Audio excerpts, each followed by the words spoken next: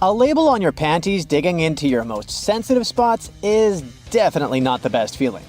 Sure, you can cut it off, but often that just leaves even sharper corners that can be more annoying. But what if you've been cutting those labels wrong this whole time? Check it out. On the left, the label is sewn into the seam, while on the right, it's just hanging on by a couple of threads. Just snip those threads, and voila! It's like the label was never even there. Plus, with this little hack, you can always pick panties in the store that are guaranteed to be comfy. If you've traveled to Europe recently, you may have noticed how nasty the bottle caps have become. Yeah, according to the law, they now have to scratch your nose. They have to be attached right to the bottle. If these bottles annoy you too, try this.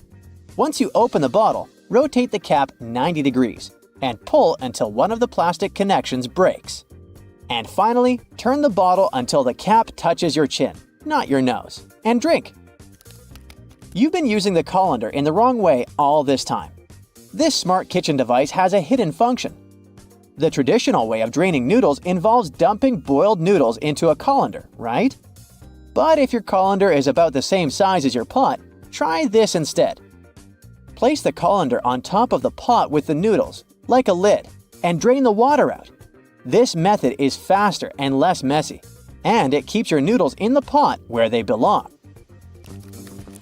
Toilet plungers and sink plungers are quite different, and the toilet version has a handy rubber flap called a flange that pops out from the cup. This flange fits snugly over toilet drains, giving you strong suction to tackle stubborn clogs. While a sink plunger won't help with toilet troubles, the toilet plunger can work on your sink or tub. Just make sure to keep that flap tucked inside the cup. And don't forget to give it a thorough clean with bleach before switching from toilet to sink use. You definitely don't want to mix things up. If you still work in an office, next time you print out something, make sure to check out this stapler built right into the printer. It can staple all the documents that fit in the slot at the same time. By the way, it's not something new. Such printers have been around since the 90s. Why buy a ruler and spend your hard-earned dollars if you can simply use a dollar bill to measure whatever you want? Only as long as this whatever is somewhere around 6 inches. A dollar bill is just about this size. Even though many people are sure that those tiny holes on the bottom left side of your iPhone are the speaker, they're actually a microphone. And speaking of iPhones, if you've got one of the latest models and your phone is out of juice but there's no socket to be found nearby, here's a nifty trick. Grab a double-ended charger cord and connect it to another iPhone 15. Boom! Your phone gets a little power boost. I bet you've noticed that the hook on a tape measure is a little loose. Well, that's intentional. The hook moves just enough to account for its own thickness, ensuring both inside and outside measurements are accurate. So if you ever thought it was broken, nope, it's just doing its job. As for the hole at the end, it's replacing the tape on the edge of a nail to get measurements from odd spots. The pockets on new suits are sewn shut to keep the jacket's shape during transportation and display. Of course, you can unpick them to use the pockets, but you need to be careful with what you put there. Anything heavy can easily distort the suit's shape. The important thing, though, is to remember to cut the threads holding the back vents together for better movement and comfort. Oh, and remember to cut those tacky stitches that fasten your new coat's vent, that flap on the back. Now, that sink squeegee thing actually hides a big secret. It can store water. Many sink squeegees have tiny holes that allow water to stay inside. But why would we need that water?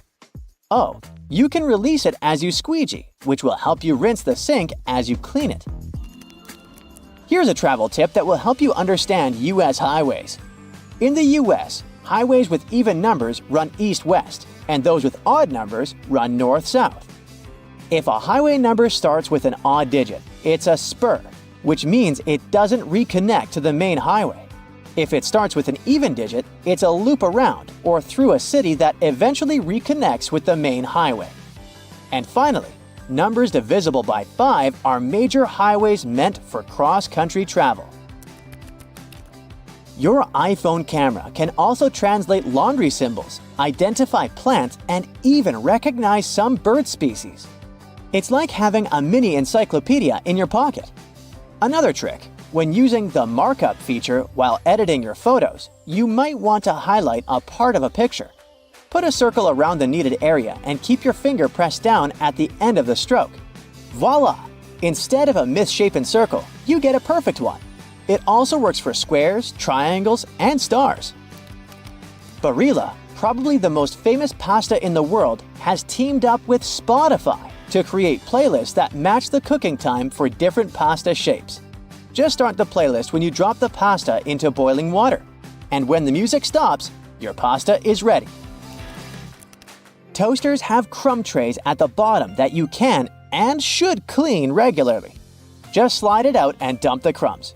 It's an easy way to keep your toaster clean and working well. You can use Google Maps to share your location in real time.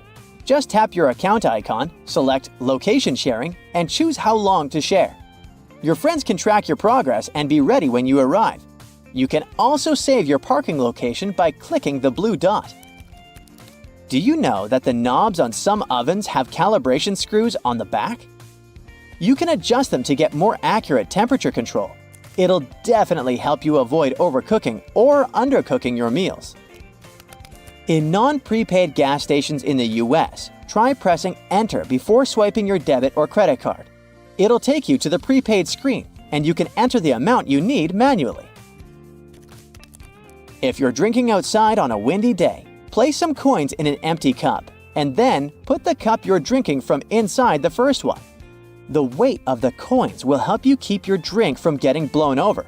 Simple, but effective. Once you've peeled your potato, you might spot some tiny divots, known as eyes, that still have some skin on them. Many peelers come with a handy scoop designed to tackle these little guys.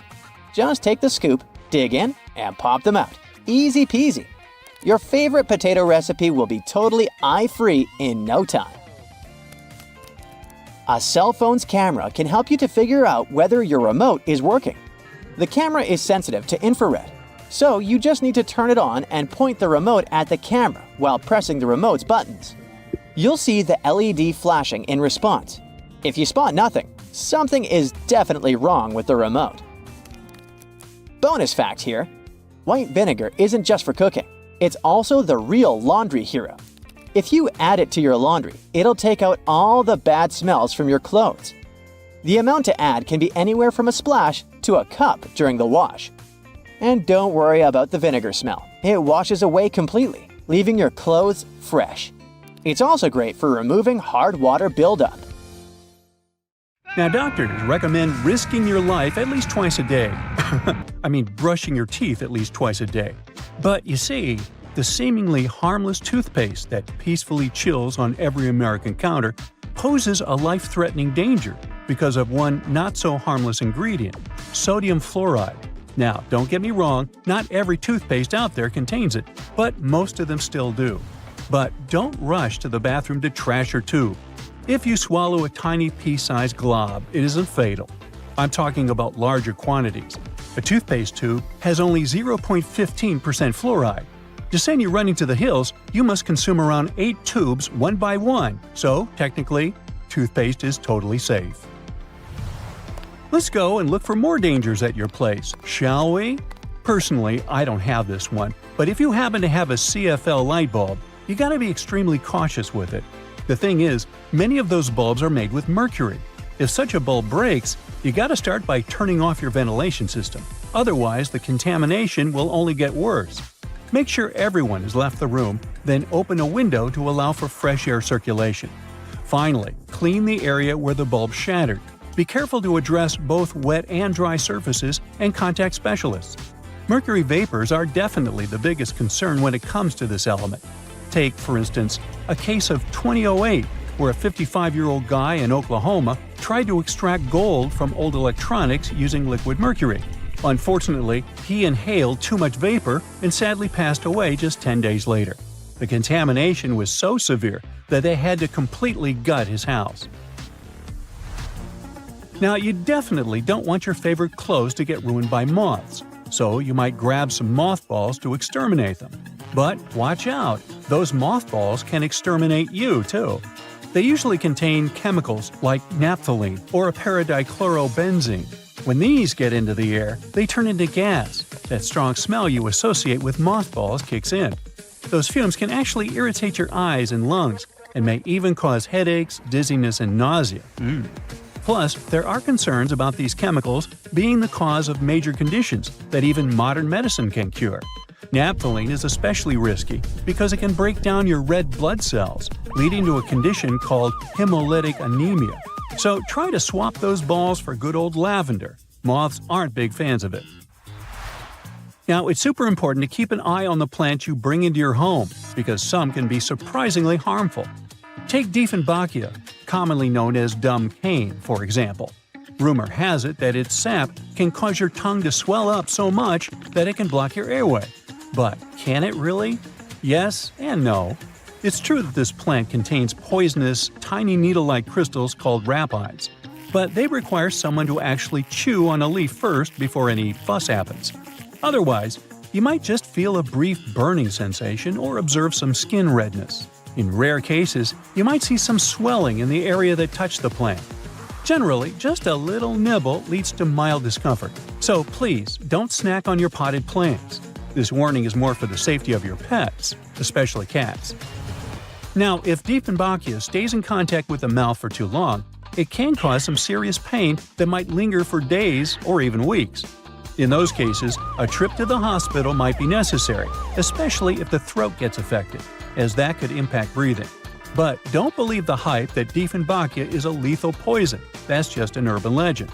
The bottom line? One must be really dumb to get poisoned by a dumb cane. Now, using a power washer can be more dangerous than you might think. The intense pressure can lead to serious injuries, and the high-speed spray can kick up debris that might cause even more harm. If you do get injured, infections can set in quickly, and without timely medical care, things can get really serious. Think severe complications, potential limb loss, or even worse. But honestly, it's not that scary. Just don't overdo it with pressure.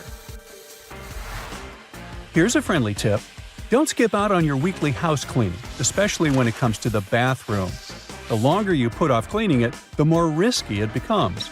Bathrooms are notorious hotspots for bacteria, which makes regular cleaning essential. You definitely don't want those unwelcome guests like norovirus, E. coli, salmonella, or even Staphylococcus aureus hanging around, along with those molds and mildews. Just put things into perspective. An average toilet seat can host over 200,000 colony-forming bacteria. And here's another thing to keep in mind. If you're not careful while cleaning, you can accidentally create a dangerous situation. Mixing bleach and ammonia can release a toxic gas called chloramine. Those fumes can lead to some pretty nasty symptoms, from shortness of breath to fluid in your lungs. Guess what? If it happens, you will probably kick the bucket. And I'm not talking about the one you use for cleaning the floors in the bathroom. On a sweltering summer day, having air conditioning is definitely a blessing. But don't let that trick you into thinking there aren't risks involved.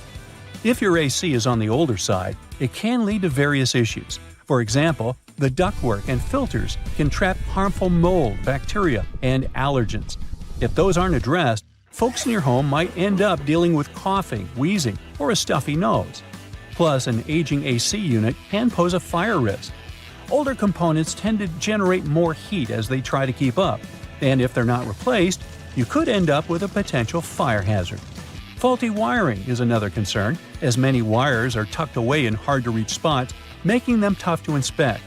So, if you have an older AC, it's a smart move to have it cleaned properly and ensure that its parts and wiring are up to date to avoid any fire risks.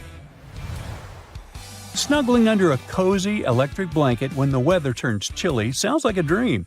But if electric blankets get too hot, they might lead to burns. This risk is particularly significant with older models that don't have an automatic shutoff feature. So the best way to use such a blanket is to warm up your bed and then turn it off before you crawl in. There's also the concern of heat stroke linked to the use of an electric blanket. Once, two people were discovered unresponsive in their beds beneath electric blankets. The first person's body temperature reached an alarming 106.2 degrees Fahrenheit, while the second person's temperature was 105.8 degrees Fahrenheit. So while these blankets offer comfort, it's crucial to use them wisely. Just a quick heads up about windshield washer fluid. It contains methanol, which can really pack a punch. If ingested, it can cause everything from dizziness and headaches to severe poisoning. Make sure to store it safely and keep it in the original container. Never transfer it to unmarked bottles. It can easily be confused with water and other harmless liquids, and that's a big no-no. Methanol is super toxic.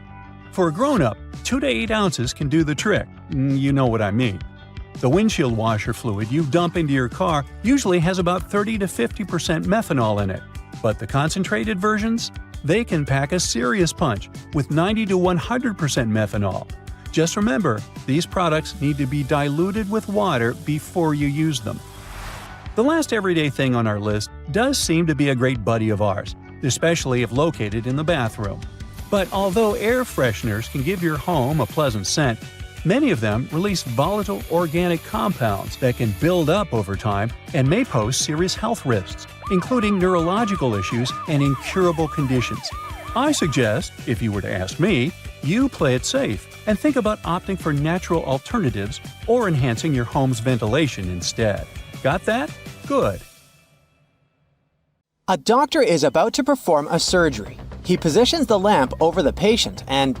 wait, what? His hand doesn't cast a shadow. And it shouldn't, because even one little dark spot could ruin a life-saving operation. This magic happens thanks to a large number of light bulbs.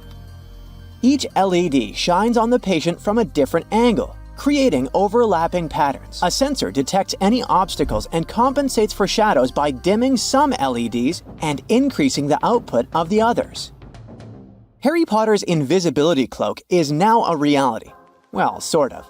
Meet metamaterial, a futuristic fishnet that can make things invisible by manipulating electromagnetic waves. What happens is that when light hits an object, it either gets absorbed or bounces back. Either way, it makes the object visible. But with metamaterial, instead of absorbing or reflecting light, it bends it around objects, making them invisible to the unaided eye. The bad news is that, for now, it only works with specific wavelengths of light, like radio waves. So this invisibility cloak doesn't work with visible light, the things we can actually see, just yet. In Sweden, 2 women managed to create an invisible bike helmet. Well, okay, maybe not that invisible since you have to wear this thing around your neck for it to work. This neck piece has a sensor with a special algorithm that can distinguish between regular biking and a crash. So, if a cyclist is wearing this and gets into an accident, the sensor automatically activates and inflates the neck piece with cold helium gas, instantly deploying the helmet that looks like a head airbag. And if you're worried about the helmet tearing after hitting the ground, don't be. It's made of super strong nylon fabric designed to handle pretty much any strong impact. Well, it seems we're not quite masters of invisibility yet, but transparency is a different story. Back in the 90s, a botanist in Germany managed to create a see-through wood. This invention was almost forgotten for decades, but recently, a group of researchers upgraded the material to make it tougher than glass. Regular wood is like a bundle of tiny straws held together by a natural glue called lignin, which gives it strength and color. To make wood transparent, scientists remove or bleach lignin, leaving a white, skeleton-like structure. Then, they fill these cells with a clear substance like epoxy resin, making the wood see-through. But don't worry, you won't be walking into forests full of invisible trees anytime soon. The idea is to use this technology to create things that need to be tough, like windows and smartphone screens. Seeing things that aren't really there, like holograms, is seriously bizarre. This technology is basically like watching 3D images of real objects, but without the need to put on those old-school 3D glasses. To create a hologram of a flower, for example, you start by pointing a laser at a special mirror. This process will split the laser beam into two parts. One part bounces off another mirror, illuminates the flower, and then hits a photographic plate. The other part of the beam bounces off a different mirror and goes straight onto the same photographic plate. When these two beams come together, they make a 3D picture of the flower. So basically, a hologram is an optical illusion of epic proportion. Levitation is probably the greatest magic trick of all time.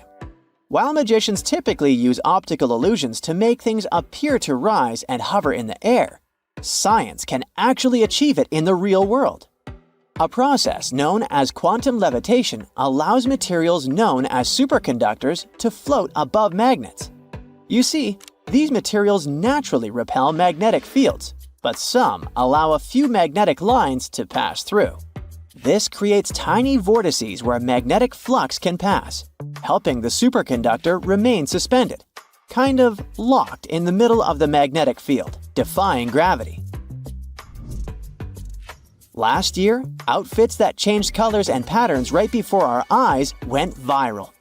This incredible fashion trick was achieved using photochromic materials. When this type of fabric is exposed to sunlight, UV radiation causes electrons to transfer between different states, which alter their optical and electrical properties. In simple words, they change colors.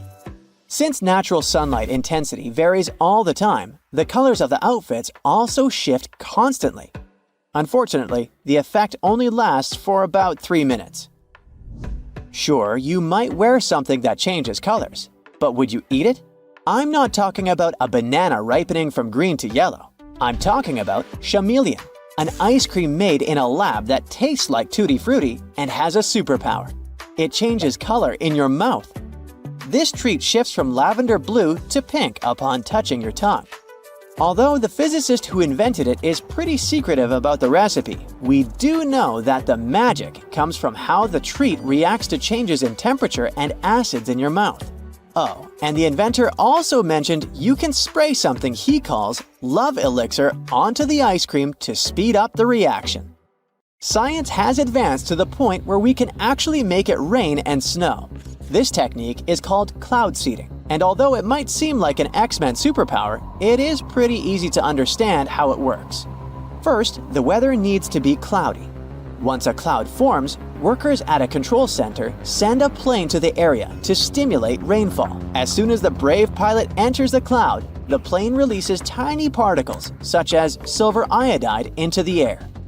These particles help water droplets form and grow, which produces rain. Sounds simple, right? But playing storm is pricey. An average 4-hour operation that seeds 24-hour clouds would cost around $5,000. If the storm gets too loud, just grab your noise-canceling headphones for some quiet time. These magical gadgets work by listening to the noises around you. Then their built-in microphones create sound waves that are the opposite. When these opposite sound waves mix with the noise, they cancel each other out, making everything quieter and clearer. Concrete often has a problem. It cracks, which makes it less durable, and that's not good. So the smart move is to go for self-healing concrete. This magical material has tiny capsules or nanotubes inside that are filled with healing agents like calcium carbonate. When a crack forms and hits these capsules, they burst open from pressure or moisture exposure. This releases the healing agent into the crack, where it mixes with things in the air like water or carbon dioxide to toughen up the concrete again. If you're planning to build a house, you should consider using a 3D printer. I know it might sound crazy, but nowadays it's completely possible to print an entire 500 square foot house in just 24 hours. It kinda works the same way as a regular 3D printer. First, you design the house plans on a computer. Then you send it to print. That's when colossal robotic arms come into play, laying down layers and layers of a special concrete mixture that harden as they go. Magic sand may look like an innocent toy, but it defies logic. I mean, it is sand that remains dry even underwater. But here's how it works. The sand is coated with a hydrophobic compound, which causes the grains to stick together and form cylinders when submerged in water. So if you put the sand in an aquarium, for instance, this compound will create an air pocket around the sand, keeping it completely dry. Talking about toys, did you have a boomerang when you were young? It is pretty fascinating how it always comes back into your hand. The trick behind it lies in its L shape. A boomerang is designed with 2 or more wings positioned in a special way so that when it spins, it generates unbalanced aerodynamic forces that curve its path into an ellipse, allowing it to return to the spot from which it was thrown. Of course, this only works when it's thrown correctly, so maybe it's better to avoid using it altogether, especially inside your house. So listen, if you don't want your next barbecue party to end up at the emergency room, you might want to get rid of that wire brush you used to clean the grill. Over 100 people have to seek medical help because of it every year. Those brass and steel bristles easily separate from the brush and stick to cooked food that ends up in your mouth. With each swallow, they go deeper and deeper. They can poke into or puncture the lining of your mouth, throat, and esophagus, or somewhere else down your intestinal tract. The symptoms this causes could be signs of many different conditions, and because of their tiny size, the bristles are really tricky for doctors to spot. So you can lose the precious time to solve the problem at an early stage. In some cases, one ER visit can solve the problem, but if the bristle moves into deeper tissues, say into your neck, chest, or abdomen, well, it could start an infection, and you'd need some complex surgery to save your life. That was the case for a 63-year-old lady in Michigan. She was eating a hot dog grilled by her husband, and she felt something was wrong from the first bite. She could barely swallow the food because of an unusually painful sore throat and had to see the doctors for help. They sent her home after an inspection, but the symptoms only got worse and worse. A CT scan several months later showed the problem was some tiny metallic object that looked like a piece of hair at the back of her throat. The doctors were able to remove it during surgery. So, to play it safe, take good care of your wire grill brush and inspect it before putting food on it. If you see any loose or dangling wire bristles, get rid of them. If this sounds like too much work, just toss that brush altogether. There are some safe alternatives to it, like wooden panels, pumice stone, nylon bristle brush, or liquid grill cleaner. You can also roll a piece of aluminum foil into a ball and use grill tongs to hold it while you're scrubbing your dirty grill grates. Cooking pros say an onion cut in half can also do the job. The caterpillar that arrived at your barbecue party as an uninvited guest might seem cute and harmless, but not all of them are safe to pick up and play with. There are several types of venomous caterpillars in the US alone that can give you a hard time. Any brightly colored caterpillar that has a spine, bristles, or looks fuzzy could be venomous, and you're better off not touching it. Many caterpillars are equipped with hairs or spines, which are connected to poisonous glands. They often hide on the underside of the leaf, so you could easily miss it. So, when you're doing some work in the garden, it's a good idea to wear gloves and clothes with long sleeves. Your skin will thank you for it. If you get stung by accident, use any sticky tape to remove the hair or spines, and then just wash the affected spot with soap and water. If you plan to go swimming or boating to cool down after the party, remember that algal blooms aren't just a freaky splash of color in the water, but a real problem. They are toxic and can cause a lot of trouble for you and your pets. The symptoms will be less than pleasant, and will involve you spending a great deal of time in the bathroom. Algae bloom means there are plenty of bacteria in the water, so don't swim in it and don't drink the water, no matter how thirsty you are after all the swimming. And if you happen to get some ingested water on your skin, take a long shower with clean water immediately. The media should report cases of dangerous algae blooms in your area, so make sure to check it before you hit the nearest lake. Wild parsnip might not appear in your summer nightmares, but this yellow-flowered plant can do some really mean things to your body. It contains a substance called solerin, and when you accidentally touch it and then enjoy a walk in the sun, the effect it will leave on your skin will be as nasty as the name Sorolin. And you could have dark red or brownish discoloration on your skin for months after your unwanted rendezvous with the plant. It's mostly active and mischievous between May and July, so watch out. Alright, a garden hose must be completely safe as, unlike the grill brush, it doesn't have any small metallic parts, right? Well, when you leave it hanging out in direct sunlight, the water inside can heat up to 120 degrees Fahrenheit. If you spray someone with water this hot, their skin won't love it. It's especially dangerous for youngsters and pets. So, if you see someone blissfully unaware, grab the hose, take it from them by force if needed, and let the water run for a few moments before you let anyone play with the hose. It's for their own good. The intense sun can also heat up all the bad chemicals the hose itself contains, like lead and phthalates. So, check what yours is made of and replace it with a safer version that's labeled lead-free or drinking water safe if you plan to use the water for drinking or playing. And if you already have a safe version, but suddenly smell a terrible odor, it could be the algae and bacteria that just love stagnant water. If it comes into contact with your skin, or you swallow it by accident, you could have some serious health problems. The best you can do is replace the hose. And yes, make sure you keep it in a cool, shaded area and drain it well after every use. Now, you're never too old to love the trampolines, but the trampoline might not love you back and give you a spinal injury or broken bones. Almost 100,000 injuries like this with young users happen every year because they're so easy to fall from or land in the worst possible way during a somersault or a flip. The biggest risk of trampoline trouble is when more than one person is using this fun contraption. Nearly 75% of all accidents with trampolines happen when two jumping youngsters crash into one another. And no, some netting or padding really can't save the day. If you want to keep things safe, make sure there's always only one person at a time on the trampoline. You're going to need to install shock-absorbing pads that completely cover the trampoline's metal frame, springs, and hooks. If you see any signs of the padding getting too old, like tears and fraying, you need to replace it immediately. Make sure the trampoline stands on level ground and isn't too close to other structures and trees. A slide in your backyard, no matter if it's made of metal or plastic, can turn into a frying pan under the sun and can heat up to 189 degrees Fahrenheit.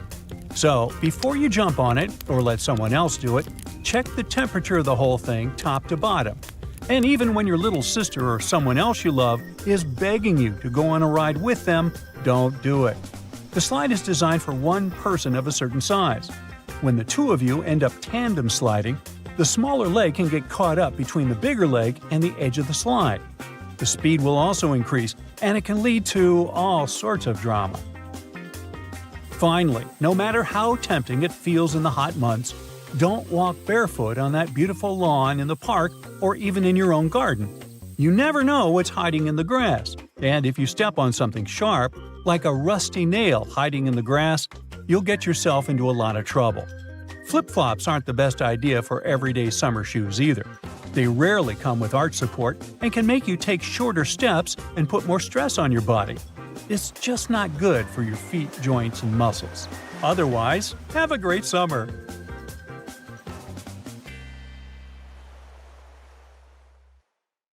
You know how it goes. As the years pass, common knowledge slips away faster than you can say, "What's that thingamajig for?" Just think, our grandkids will probably be scratching their heads over the buttons on our old-school phones. So it's no wonder that some ancient artifacts have got us all stumped too. Take a look at this funky object. Any guesses on what it is? A musical instrument, a toy, or maybe something out of this world? Beats me, and even the experts have no exact answer. This little guy is a Roman dodecahedron, discovered by some amateur archaeologists near Lincoln, England. It's shaped like a fist and made of a mix of metals. Now, as for what this thingy was used for, that's the million-dollar question. Supposedly, these guys were all the rage back in the day in northern Gaul and Roman Germany. According to some ancient maps, similar dodecahedrons have turned up in Europe, Britain, and even along the maritime Silk Road in Southeast Asia. The plot thickens as more and more of these dodecahedrons pop up. Some had wax inside, leading scientists to think they were candle holders. Others think they might have been used for knitting gloves, since none have been found in warmer regions. There's even one found in Geneva with zodiac signs etched on it, sparking some woo-woo theories about fortune-telling. And now a fresh discovery has got everyone's head spinning. Could this be some kind of sacred tool for the Romans? Who knows? Maybe it's the first multi-tool ever, invented way before Swiss Army knives were a thing. Carved stone balls from Scotland are another historical mystery. They most likely date back to the late Neolithic period and come in various types, from sandstone to granite. They're all roughly the same size and have intricate, evenly spaced patterns of circular bosses or knobs. Most of these designs have 6 bosses, but the number can range from 3 to 160. Some of these balls are more skillfully crafted than others, and a few even have extra decorations. There are over 400 carved stone balls and mostly found in Scotland, although some have turned up in northern England and Ireland. These stone balls rarely show signs of damage or use, and there are no clues that would give away their function. Most experts think they weren't practical tools, but had some symbolic or social importance, probably a sign of power or prestige within their communities. The Folkton drums are the 3 stone cylinders from Neolithic Britain, discovered in the late 19th century in a burial mound in East Yorkshire. Nothing similar has been found anywhere else in the British Isles from any prehistoric period. Each drum is decorated with unique designs covering the sides and domed tops. The decorations are mostly geometric, arranged in panels with stylized human faces peeking out from 2 of the drums. Recent studies of the artifacts using new technologies show that the designs had been carved and recarved over time. A team of experts also analyzed the composition of the drums, and it turns out that they were made from local chalk. In the late Bronze Age in Europe, long before coins became common, finely crafted metal objects served as portable wealth and symbols of high status. Across Europe, archaeologists have found all sorts of artifacts, from gold adornments worn by elites to large bronze cauldrons used in feasts. Beautifully decorated gold rings discovered in Wales are among these items. They're known as lock rings and may have been used to hold hair. Now they're flattened after spending nearly 3,000 years underground. They used to have cone-shaped openings at each end. They were found at different times, but were likely worn as a pair and buried together in a single hoard. Other Roman artifacts made of the copper alloy were first catalogued as lunate pendants. But during a recent re-examination, experts found that these items were actually small mortar and pestle sets, known as cosmetic grinders. They were used to grind minerals for makeup and were specifically designed for applying liner and shadows to the eyes. They were mistaken for pendants because of suspension loops that allowed them to be carried on a cord. These cosmetic sets from the 1st century of the current era were unique to Britain. They prove the influence of imported cosmetics and beauty trends from the Mediterranean and Roman provinces, including Egypt. The Salzburg Cube, also known as the Wolf's Egg Iron, was discovered in the late 19th century in Austria. It doesn't really look like a cube, but is more like a rounded object with 2 flat sides. Down the middle, it has a groove, and the surface is covered with pits and craters. Workers accidentally found this artifact when they blew apart a piece of coal. The coal seam it came from is thought to be over 60 million years old. The Salzburg Cube moved between museums, mysteriously vanished in the early 20th century, and then showed up again. Some researchers thought it must be a Victorian-era candlestick holder, but still, no one knows the true story of the cube or its current location. Archaeologists have unearthed an incredible historical find in Pakistan, an ancient sphinx estimated to be around 12,500 years old. The region where it was found was once a busy center of the ancient Indus Valley civilization. It had advanced urban planning, intricate art, and sophisticated drainage systems. The discovery of the ancient Sphinx is a good example of their progressive art. We all know of the Great Sphinx of Giza, but what was the significance of the Sphinx in the Indus Valley culture? Their Sphinx has designs and carvings that show scenes with their daily activities, which means it may have had a more complex role than a symbol of power or guardian. It could stand for a balance between humans and nature, or even a deity associated with agriculture. Arauca in Chile sits on the sandy dunes of the Atacama Desert, known as the driest desert in the world. Long before this coastal town was built in the 16th century, the Chinchorro people called this region their home. Archaeologists found hundreds of their mummies. Radiocarbon dating showed that these mummies are over 7,000 years old, which makes them 2,000 years older than the famous Egyptian mummies. The Chinchorro used special techniques to preserve the mummies, not just relying on the dry climate for that. And unlike the Egyptians, they didn't just do it for the elite members of their society, but for everyone, no matter what age or status they had.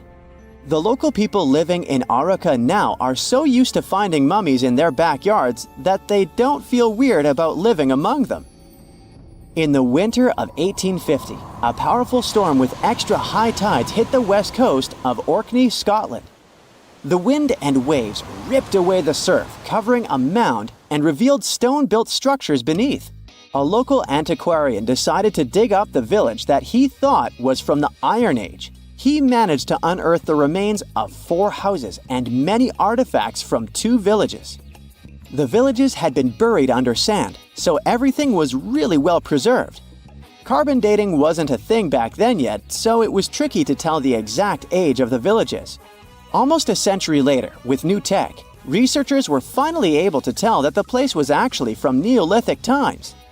You can still see stone dressers and box beds in the prehistoric houses.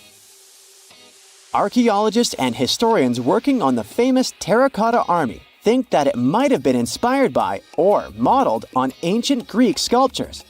It would mean there was a cultural contact between East and West much earlier than we thought, long before the Silk Road trade route. There was probably Western influence in China during the era of its first emperor, who took the throne in 246 before the current era. Before that time, China didn't have a tradition of building life-sized sculptures. Earlier terracotta soldiers were much smaller, less than 10 inches tall. Greek artists might have even been present to train Chinese sculptors. Trains used to make people mad. During the Victorian era, there was this rumor that the swaying motion of train carriages made passengers, especially men, go a bit crazy, leading to some strange and dangerous behavior. The so-called railway madness was supposedly triggered by the noise of the train. To make things worse, carriages were locked for privacy reasons back then, so people found themselves stuck in tiny spaces with lunatics who could snap at any moment. If you see someone putting ketchup on some car, it doesn't mean you're witnessing them preparing a prank. It means they're just taking care of their car. Yup, it goes great with hamburgers and hot dogs, but it goes even better with cars since it has ingredients that are good at removing rust. Rust occurs when the metal gets exposed to moisture, oxygen, and heat, and due to weather conditions, it's hard to avoid it. When you leave rust for a longer time and don't deal with it, it will continue to degrade the metal. So, you need to get rid of it before your car becomes physically useless. That's when ketchup comes in. Its key ingredient is tomatoes, and they have many nutrients similar to those you can find in oranges and some other citrus fruits. For instance, citric acid can help you remove rust from metal surfaces since it eats through rust. We're not talking about the cars only. You can use it on metallic kitchenwares, furniture parts, jewelry, and rust spots on generally any metallic item. You can combine it with washing soda. It's not quite effective against rust, but when you combine it with ketchup, it'll do the work. Mix these two and apply them to the rusted area. Leave it like that for about half an hour and wash it with a wet cloth or sponge. You can combine ketchup with salt instead, or just apply a lot of it on the rusty area without using any additional ingredients. Ketchup removes tarnish from brass copper too. put it on brass hardware on doors and cabinets, or some accessories such as bowls and candlesticks for 10 minutes to make it all shine. And also, you don't put it on meat just because of taste. Ketchup breaks down its fibers, which means it makes it more tender. Locking handles as we know them were only invented relatively recently, in 1878. Before that, people had to get pretty inventive to secure their homes. Most folks used a latch string. They'd make a small hole in the door, thread a leather thong or string through it, and then loop it around a wooden bar. Even after doorknobs were invented, only the wealthy could afford a proper lock and key. Vacuum cleaners had a rough start too. The first one was invented in 1901, but it was so huge that it wouldn't fit inside houses. Instead, vacuuming was offered as a mobile service. The machines were parked outside, and long hoses were fed through the windows. And to get to the client's house, these large cleaning machines were actually pulled by horses. Back in the day, animals even used to pull strollers. Yep, with kids inside. The stroller was first developed in 1733 for the daughters and sons of a British nobleman who might have been a bit too lazy to walk with them every day. So, the first model was basically a shell-shaped basket on wheels that could be pulled by a goat or a small pony. This small chariot was cute, but probably not the safest way to get around. Refrigerators also used to be a bit scary. From the late 1800s until 1929, they used toxic gases like ammonia, methyl chloride, and sulfur dioxide to cool things down. People were so concerned about gas leaks that they began leaving their refrigerators in the backyard instead of keeping them in the kitchen. This danger even inspired Albert Einstein to create a new model. In 1926, Einstein and his former student Leo Szilard invented a refrigerator with no moving parts, using safer, environmentally friendly gases to reduce the risk of toxic leaks. But it had one problem. Einstein's refrigerator was less efficient than existing appliances, so it wasn't commercially appealing. If you ever find yourself casually wandering in the forests of Estonia, don't freak out if you see some giant megaphones. These wooden acoustic giants were set 3 hours away from the country's capital by interior architecture students. That's way cooler than the hamster roller coaster I once built for a science fair, I have to admit. More than half of Estonia is covered by woods, and they're pretty proud of this natural wealth. So it's not the first art project of this kind, and there was a winding, elevated pathway and a faceted woodland cabin. The idea of the megaphones is to crank up the natural sounds of a forest and also to serve as a rest spot for hikers.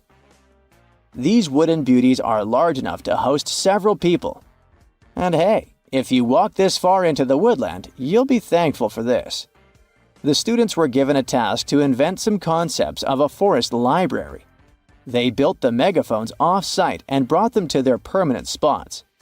They're set in such a way that sounds from 3 directions meet in the center and create a cool, natural surround sound effect. Thankfully, kitchen supplies, including our beloved grills, have come a long way. Back in the 1950s, a metalworker named George Stephen had a brilliant idea while trying to create the perfect steak. Frustrated with flare-ups and uneven cooking, he decided to cut an old ocean buoy in half. This allowed him to control the airflow better, and that's how the Weber Kettle Grill was born, changing backyard barbecues forever. Have you ever used a public bathroom in the summer in your shorts and sandals and got splashed? It happens to the best of us, so no worries. If only there was some solution to this problem. Perhaps a urinal with a small hole so no liquid goes where it shouldn't. Looks pretty yucky and painful to me. An assistant professor at the University of Waterloo, Zhao Pen, and his colleagues came up with a way better solution for this sensitive issue. Their designs were inspired by physics and dogs. When a stream of liquid moves on a solid surface at a shallow angle, the splash is reduced, and the smaller the angle, the fewer splashes you'll see. You can even minimize them to a 0. And when dogs do their business, they lift their hind legs and do it on the vertical surface of a tree or a wall. I don't know if they actually care about it, but this does reduce the splash. Good job, Pluto. Talking about that, here's a fun challenge for your next family gathering. Ask everyone to fold a piece of paper in half, then in half again, and keep going for a total of 7 folds. Spoiler alert, they probably won't succeed. That's because each fold makes the paper thicker and thicker. In fact, if you had a huge sheet of paper and folded it in half 50 times, it would end up being about 62 million miles thick, which is about 2/3 of the way from Earth to the Sun. So yeah, it's impossible. The current record is held by a high school student named Brittany Gallivan, who managed to fold a single piece of paper in half 12 times, and it was a tissue paper. The USB symbol, looking like a trident, has always sparked multiple speculations about its origin. One popular idea is that it represents Neptune's trident and symbolizes power and adaptability. But there's also a little bit less exciting theory. A man who claimed to have designed the symbol in the 1980s stated that it was supposed to represent connectivity. The large circle symbolizes a computer, while the attached shapes, the circle, the triangle, and square, stand for different outputs. Look closely at a tram's overhead lines, and you'll see that its contact wires zigzag back and forth instead of going in a straight line. That's because all trams have pantographs attached to their roofs. The upper part of the pantograph is gradually worn down by the overhead wire and eventually needs to be replaced.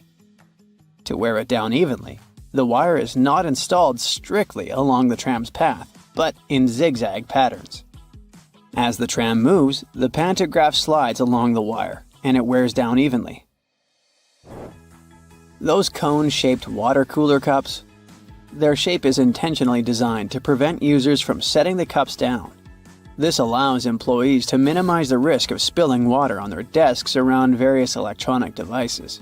Plus, less material is used to produce cone-shaped cups, which makes the process less wasteful and more cost-effective. It also kinda supports sustainability by encouraging people to drink their water quickly and dispose of their cups immediately after. You're probably wearing a YKK product right now. I mean, go check the zipper on your jeans. Yep, that's it. YKK stands for Yoshida Kogyo Kabushiki Kaisha, a Japanese company that makes roughly half of all the zippers in the world, producing over 7 billion zippers each year. Originally called hookless fasteners, they became known as zippers after a pair of rubber boots that could be fastened with a single zip became popular in 1923. The name stuck because of the high-pitched zip sound they make when used. Despite a popular myth, household batteries don't actually contain liquid, and if you accidentally cut them open, no toxic liquid will spill. Most of them are dry cell batteries, which are made of electrochemical cells. Those convert chemical energy into electrical energy. Larger batteries often house numerous small cells within them too. Even Tesla vehicle batteries consist of multiple small cells. When combined, they easily provide the necessary voltage. Did you know that nail polish used to be a status symbol? In ancient Egypt, queens like Nefertiti and Cleopatra were famous for their red nails, while lower-ranking citizens were only allowed to wear pale shades. You'll probably agree that there's no better snack than a pack of chips. Some are flat, others have ridges. Is it just aesthetics? Not really. The main purpose of those lines on some kinds of chips is to help with the distribution of spices and seasonings. In other words, all those substances that make your chips taste like cheese are mostly stored inside the lines. Plus, the lines make chips crunchier. This item here was also popular in ancient Egypt. What looks like a weird bench was actually a weird type of pillow. Back then, headrests were made from materials like wood, ceramic, and stone. Unlike our comfy pillows today, those ancient ones were used to protect people's hairstyles. That way, their hairdos stayed neat, even though they had a very uncomfortable night. If you've left a pot on the stove and your food burned, once again, take ketchup. Its acids will ease all the scrubbing and help you with grease. Just leave it over the night and you'll be able to wash the pot more easily. Or keep those small packages of ketchup we all end up having from fast food orders in the freezer. The ketchup won't be as hard as an ice cube as it freezes. So it will be good for soothing insect bites or similar things. For 8 centuries, forks were considered cursed and nearly forbidden in the West. The first models were used by the elite in the Middle East and the Byzantine Empire, and they made their way to the West in 1004, thanks to a noblewoman named Maria Argyropoulina. People were pretty shocked by it, to say the least. So when she passed away just 2 years later, everyone blamed the fork, thinking it was some kind of divine punishment. By the way, its name comes from the Latin word furca, which means pitchfork. Next on our list is Nike's iconic moon shoe, but I'm talking about the unique pattern of its sole. Back in the 1970s, Nike co-founder Bill Bowerman was making waffles for breakfast with his wife when he had a sudden idea: to pour a plastic material called polyurethane into the waffle iron. The machine was ruined, of course, but I guess it was worth it since that's how the first Nike waffle trainer was born. I mean, its sole. That clear fluid in gel pens is called the ink follower or stopper fluid. The gel in such pens contains pigment particles dissolved in a polymer solution. The main task of the stopper fluid is to be a barrier to prevent the gel from evaporating or leaking out. Without this transparent fluid, your gel pen wouldn't function. The fluid always stays in one position and doesn't get dissolved with the gel. Neither does it move backwards or flow out of the pen. Let's move on to another favorite snack: popcorn. These days, cinema and popcorn go hand in hand, but it wasn't always this way. In the 1920s and 1930s, movie theater owners were hesitant to allow snacks in their theaters. They were worried about the mess and the crunching noises interfering with movies. Plus, popcorn used to cost only 5 to 10 cents, so they didn't see any financial benefit. But savvy street vendors saw a big chance. So, they got their own popcorn machines and started selling them outside theaters. That's why popcorn probably became the original clandestine movie snack, and theater staff would even have to check if people were hiding bags of it in their coats.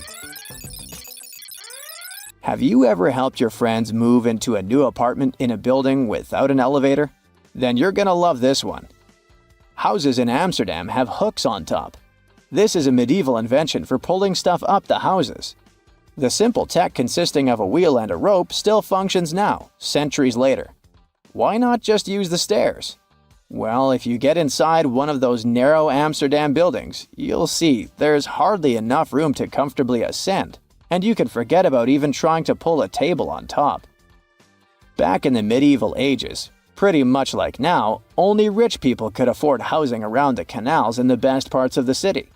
Those people were mostly traders and used the canals for their business. They stored goods in the same houses they lived in, and with regular floods, they had to find a way to keep the goods dry. And that's why they needed to invent something to lift furniture, goods, boxes, instruments, and food on the upper floors, and pull it in through fully open, wide windows. The lifting tech is one of the reasons the houses in Amsterdam are leaning forward. This position helped keep both the lifted stuff and the walls and windows safe during transportation. They didn't have to touch each other. The gables also assisted in the process and had to be made firm to withstand all the heavy weight. And in case you're wondering what gables are, they're sections of wall between the edges of a dual-pitched roof, typical for Amsterdam. Sticking with old-school fun, it's time to talk about cards. So, have you ever wondered how many times you need to riffle a deck to shuffle it completely? The answer is 7 times, according to math. Even cooler, if you shuffle a deck right, you're probably creating a unique order that's never existed before and never will again. And if you have a deck at hand, check out the 4 Kings. You'll notice that the King of Hearts is the only one without a mustache. He's not special or anything. I mean, he also used to have a mustache, but it was lost in the reproduction of the original design. Your home has more regular things that can do magic tricks. Like if you have a house or a big terrace and want to make a nice flower wall. Try old mattress springs. Just hang them on the wall and let your imagination run wild with flowers. An old flower sifter can still come in handy, for example, as a planter. Even if you don't have one, you might find it at a garage sale or a thrift store. Wallpaper is making its big comeback when it comes to home design. Maybe you can try something different and use some old books with torn pages. You just need to learn the basics of hanging wallpaper, and voila! You get a new cool place for your old books. There's a solution for the remains of an old book. Don't worry. You can have blocks where you'll keep your kitchen knives. It's pretty original, don't you think? Solitaire was probably everyone's go-to game to pass the time back in the 1990s, but its original purpose was far from it. When developers created this game, their idea was to teach people how to use a computer without them even realizing it. For example, dragging and dropping cards into one place helped people learn how to move files into folders. The same goes for Minesweeper, which was designed to help people get used to using a mouse and clicking. Cleaning blinds can be frustrating, but the next time you do it, try doing it with a sock over your hand. Hands are kind of perfectly shaped for getting all those nooks and crannies on the blinds, and the sock will do the rest. Here's something you wouldn't expect. Ice cubes can help you remove gum from carpet, clothing, and hair. Just put your clothes in the sink and add ice cubes. Leave it like that for a while. Ice will freeze the gum, so you can chip it away more easily. If the gum got stuck on the carpet, leave ice cubes right in the critical spot and remove the gum with a butter knife. It's a little bit harder to remove it from hair though, but still possible. Just wrap the ice and parts of your hair with the gum in a washcloth until the gum gets frozen. When you get there, you should be able to break apart the gum and free your hair using your fingers. Or, next time you have to deal with a splinter, just take one ice cube to numb that area before you even start doing anything. You might have noticed that movie theater seats are almost always red. This choice isn't random. It has strategic importance, which is rooted in visual science. The thing is, red light has a longer wavelength. It means that it's the first color to disappear in low light. It allows the audience to concentrate better on the screen once the movie begins. Such a design choice enhances the viewing experience by minimizing distractions. Speed bumps are crucial for pedestrian safety, but at the same time, they can seriously increase car emissions due to the non-stop acceleration and deceleration they cause. To address this issue, some cities like London are testing fake speed bumps. Those are optical illusions painted on the road. They look raised from a driver's perspective, but in reality, they're flat. Authorities hope that this approach will slow down drivers without having a negative impact on the environment. Soda bottles are always filled in such a way that there's some space between the liquid and the cap. That's because soda contains carbon dioxide. It's a gas that can expand once the bottle's heated. If there's no gap in the bottle, it can break because of the pressure building inside. Also, when you open your drink, the gases go out in the form of bubbles, making the drink overflow. The gap helps with this problem too. If you're more into Angry Birds, Candy Crush, and other mobile games, that's totally normal. After all, more people have access to cell phones than to toilets these days. But not many of us stop to think about how disgusting our phones can be. The natural bacteria from our skin and the oils from our hands get transferred to our phones with every touch, swipe, and tap. This makes phones about 10 times dirtier than toilet seats. Yikes! You see these blades? They have notched corners to make your cutting experience smoother. Ooh! The front edge notch helps with separating blades during manufacturing, while the trailing edge notch helps the blade glide easily. And a fun fact, that notch on the front also helps you spot unused sections of the blade. Just a little visual indicator to make your life easier.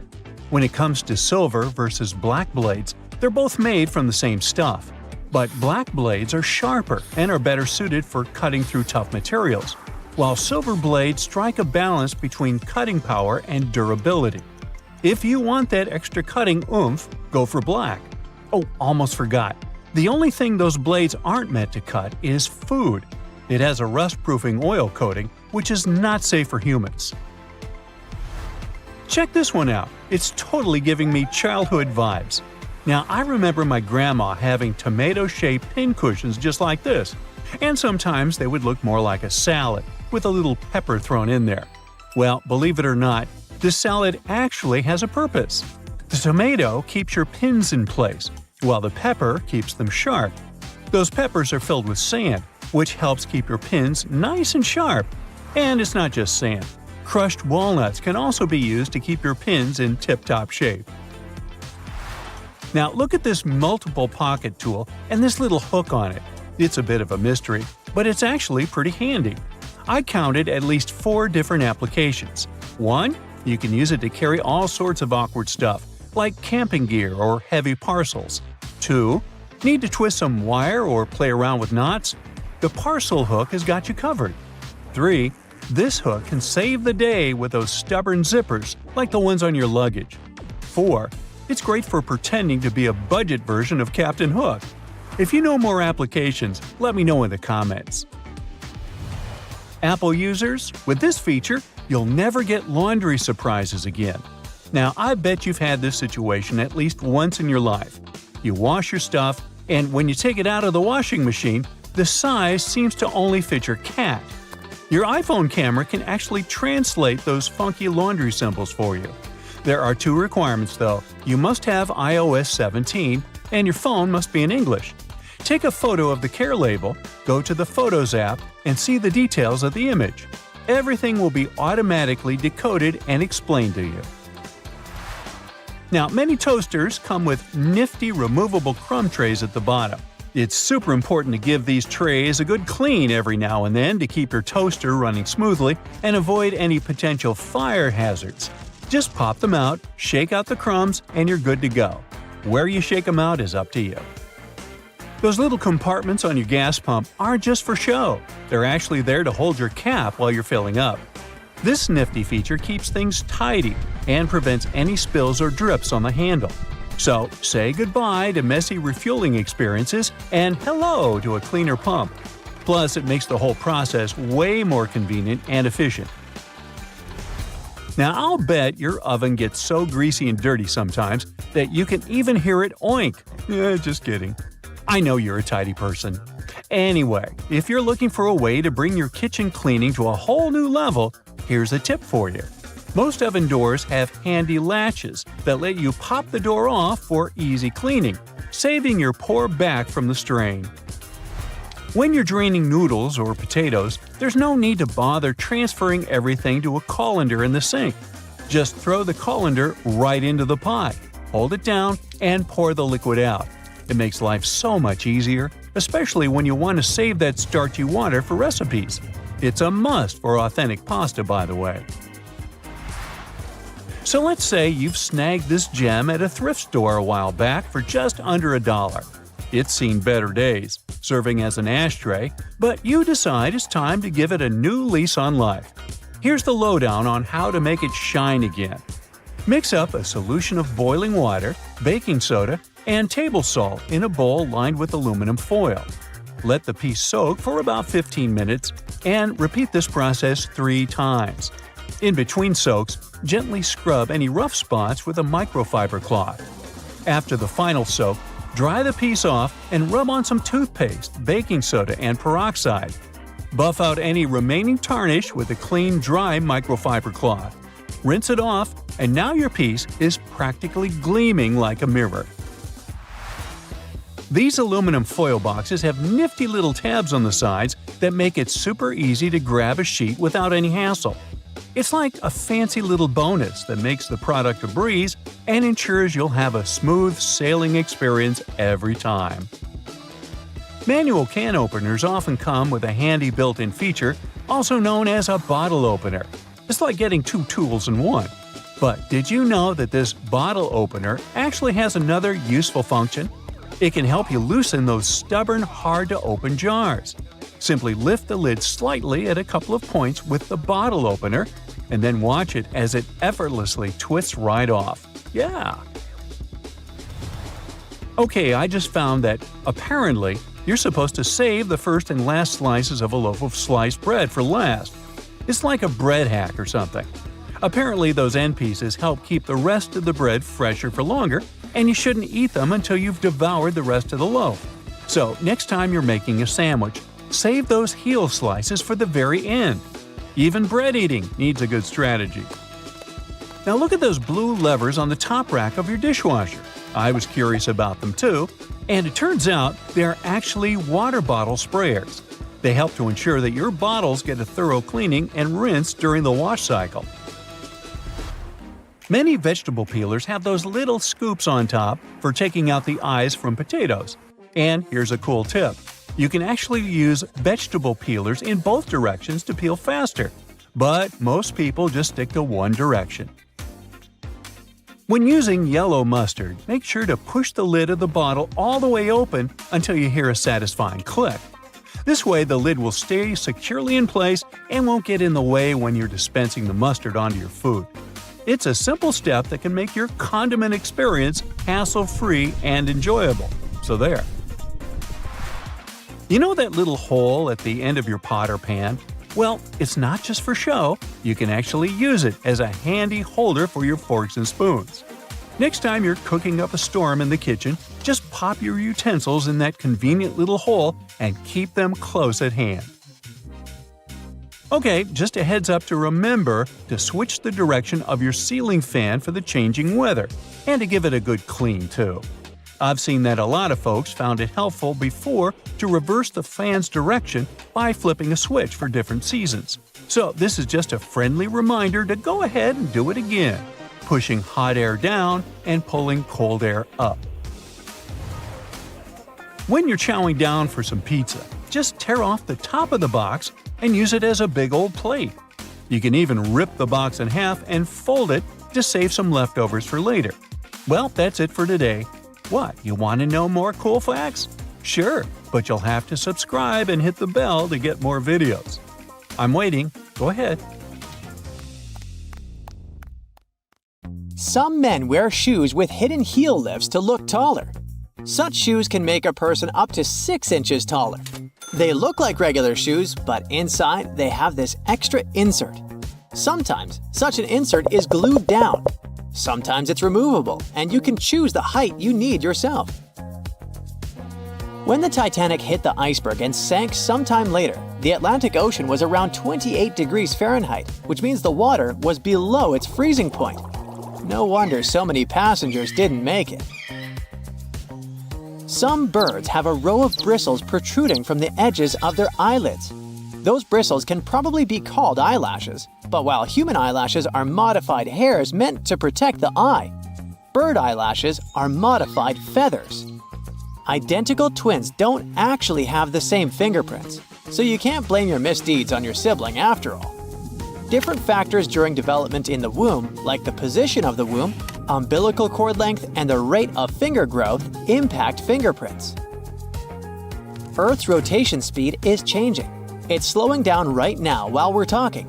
It means that, on average, the length of the day gets 1.8 seconds longer every century. 600 million years ago, a day lasted a mere 21 hours. Most world maps are wrong. On the majority of maps, they still use the Mercator projection, which was the first developed in 1569. But this method is very inaccurate and makes Alaska look as large as Brazil, while in reality, it's 5 times smaller. As for Greenland, it looks 14 times larger than it actually is. For a map to be precise, it would need to be life-sized and round, not flat. Ants don't have lungs. They breathe through tiny openings known as spiracles. An ant may have 9 or 10 of those on each side of the body, depending on the species. The average color of the universe is poetically called cosmic latte. In a 2002 study, scientists discovered that the light coming from other galaxies averaged into a beige color that was very close to white, just like the drink beloved by many.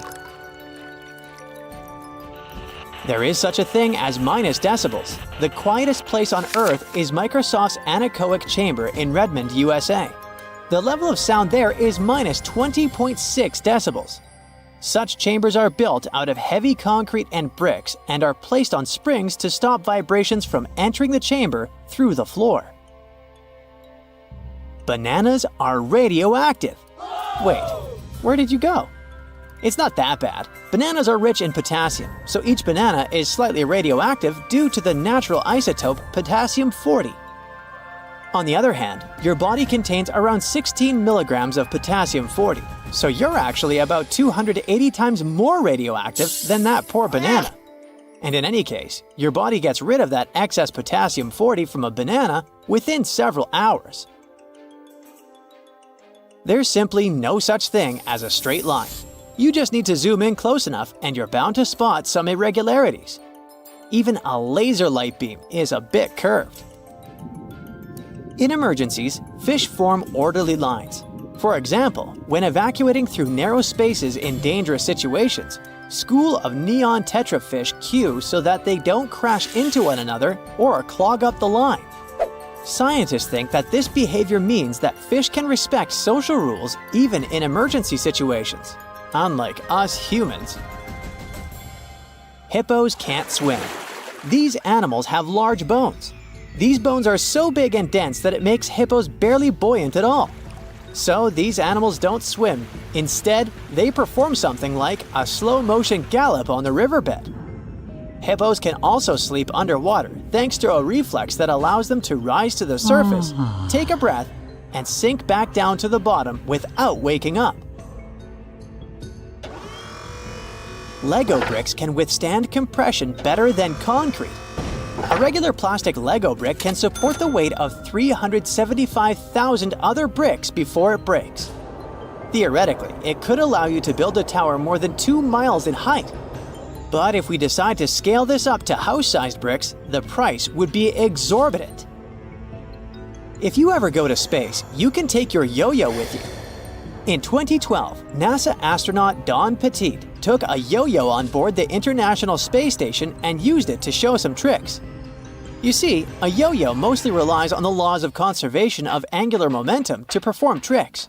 And if you keep the string taut, these laws apply in microgravity too. There's a theory that claims that we sweat when we're anxious to alert the brains of other people that they're primed for that danger that's making us feel anxiety. Brain scans have revealed that when you sniff the sweat produced by a panicking person, regions of the brain responsible for emotional and social signals light up. And when you are anxious, your sympathetic nervous system produces hormones, including adrenaline, which switches on your sweat glands. There are rainbows on Venus, and they're called glories. A glory looks like a series of colored concentric rings and is caused by the interference of light waves inside droplets rather than the process of reflection, refraction, and dispersion of light, which produces rainbows. Protons look like bagels, spheres, peanuts, and rugby balls. In other words, protons come in different shapes and sizes. Their appearance changes based on the speed of quarks, smaller particles within them. If you look at the moon while being in the southern hemisphere, it will seem to be upside down, and the man on the moon will look more like a rabbit. You will remember more of your dreams if you sleep badly and wake up many times throughout the night. You're also more likely to remember your dream if someone or something wakes you up in the middle of it. Dogs tilt their heads while listening to people to pinpoint familiar words like walkies more effectively. It also helps them to understand the tone of your voice better. There's also an idea that if a dog doesn't tilt its head often, it's because it relies more on sight and less on sound. Mirrors facing each other won't produce infinite reflections. Each next reflection will be darker than the previous one, and eventually, they will fade into invisibility. Mirrors absorb just a fraction of the energy of the light falling on them, so the total number of reflections mirrors can produce is around several hundred. You can smell ants, since many species of these insects produce strong-smelling chemicals when they feel threatened or angry, or when they're being squished. Trapjaw ants release a chocolatey smell when they're crushed, and citronella ants give off a lemony odor when they're threatened. Giraffes hum when they want to communicate with each other. Researchers think that this low-frequency humming might be a form of contact call between individuals that have been separated from their herd. It can also help giraffes find each other in the dark. But the coolest thing about these magnificent animals? Some scientists think that they could sleep talk too. And a cool bonus story for you. About a marathon runner who took over 50 years to finish the race. Japanese marathoner runner Shizo Kanekuri was selected as one of the 2 athletes that Japan could send to the 1912 Stockholm Olympics. But Kanekuri shockingly disappeared during the marathon race. It turned out that after a rough 18-day-long trip to Stockholm, first by ship and then by train, the man was exhausted. During the race, he stopped running because his condition simply didn't allow him to run further. The athlete stumbled into a nearby garden party where he drank orange juice and stayed for a while to recover. Later, Kanekuri was so embarrassed by his failure that he returned to Japan without notifying anyone, including race officials. So, Swedish authorities considered him missing for 50 years before finding out that he was peacefully living in his home country. In 1967, the athlete was offered the opportunity to finish his run. He accepted. 54 years, 8 months, 6 days, 5 hours, 32 minutes, and 20.3 seconds after he started the race, he completed the marathon. It was a long trip. Along the way, the man got married, had 6 kids, and 10 grandchildren. Fun fact: Olympic synchronized swimmers, now renamed artistic swimmers, don't usually wear swim caps. When they compete, they put Knox gelatin in their hair. The result resembles unflavored Jell-O. Athletes mix the gelatin with water and it turns into a gooey mixture. After that, they comb and brush the substance into their hair, pull it into a bun, and put a headpiece over it. When it all dries, it becomes really hard, and swimmers' hair doesn't fall out when they swim. They often add glitter and other decorations to make their hairstyles even more exciting. The blanket octopus is called this way because of the females of the species. They're supersized and rarely seen. They have a long, fleshy cape which encloses their tentacles. Female octopuses are large, up to 6.5 feet in length. Thanks to this cape, they look even larger and much more intimidating to potential predators. But the coolest thing about these creatures is that the male blanket octopus grows to be a mere 1 inch in length, which is smaller than a walnut. This makes the blanket octopus a species with the largest gender size difference in the entire animal kingdom. Red Bull has published a video showing the so-called world's fastest camera drone following a racing car around Silverstone's Grand Prix circuit. The Dutch Drone Gods are a company that custom-built the manually piloted drone designed specifically for keeping up with cars moving at speeds of over 186 miles per hour. It took more than a year for Red Bull and the Dutch Drone Gods to create a drone that could accelerate twice as fast as a Formula One car, reaching this breakneck speed in just 4 seconds. The drone's top speed is almost 220 miles per hour. Recently, scientists have concluded that water might not be wet. You see, wetness is usually defined as a liquid's ability to maintain contact with a solid surface. It means that the water itself isn't wet, but it can make other objects wet. Okay. Wow. The Maldives 1,000 rupiah banknote has captured the attention of people from all over the world and received a lot of praise for its stunning design. The note features the striped pattern of a skin of a majestic whale shark and a green sea turtle against a vibrant blue backdrop. It's already been called the prettiest currency in the world. Now, wearing a tie might be more dangerous than you think. It can reduce blood flow to the brain by 7.5%, making you dizzy and nauseous and causing headaches. Ties can also increase the pressure in your eyes if it's too tight. Plus, they're great at transporting germs. Gotta think again whether following that dress code is so necessary. A young girl from Washington broke a Guinness World Record by putting on 45 sweaters at a local library. Sophia Hayden pulled on each sweater individually all the way down to her waist before moving on to the next one. It was done to comply with Guinness World Record rules. She also had to make sure that none of those sweaters was ripped, since damaged items didn't count. As a result, she broke the record for the most sweaters worn at once. The previous record was 40 sweaters, and it was set by a French 11-year-old boy in 2022. Later, Sophia's mother admitted that it had been tricky to gather enough sweaters for that attempt. The sweaters were then donated to charity. Now, it was Louis XIV of France who is believed to have brought salt and pepper together, forming the basis for modern cooking. At that time, only rich people could afford to add pepper to their meals, and the king liked his food to be lightly seasoned with just salt and pepper.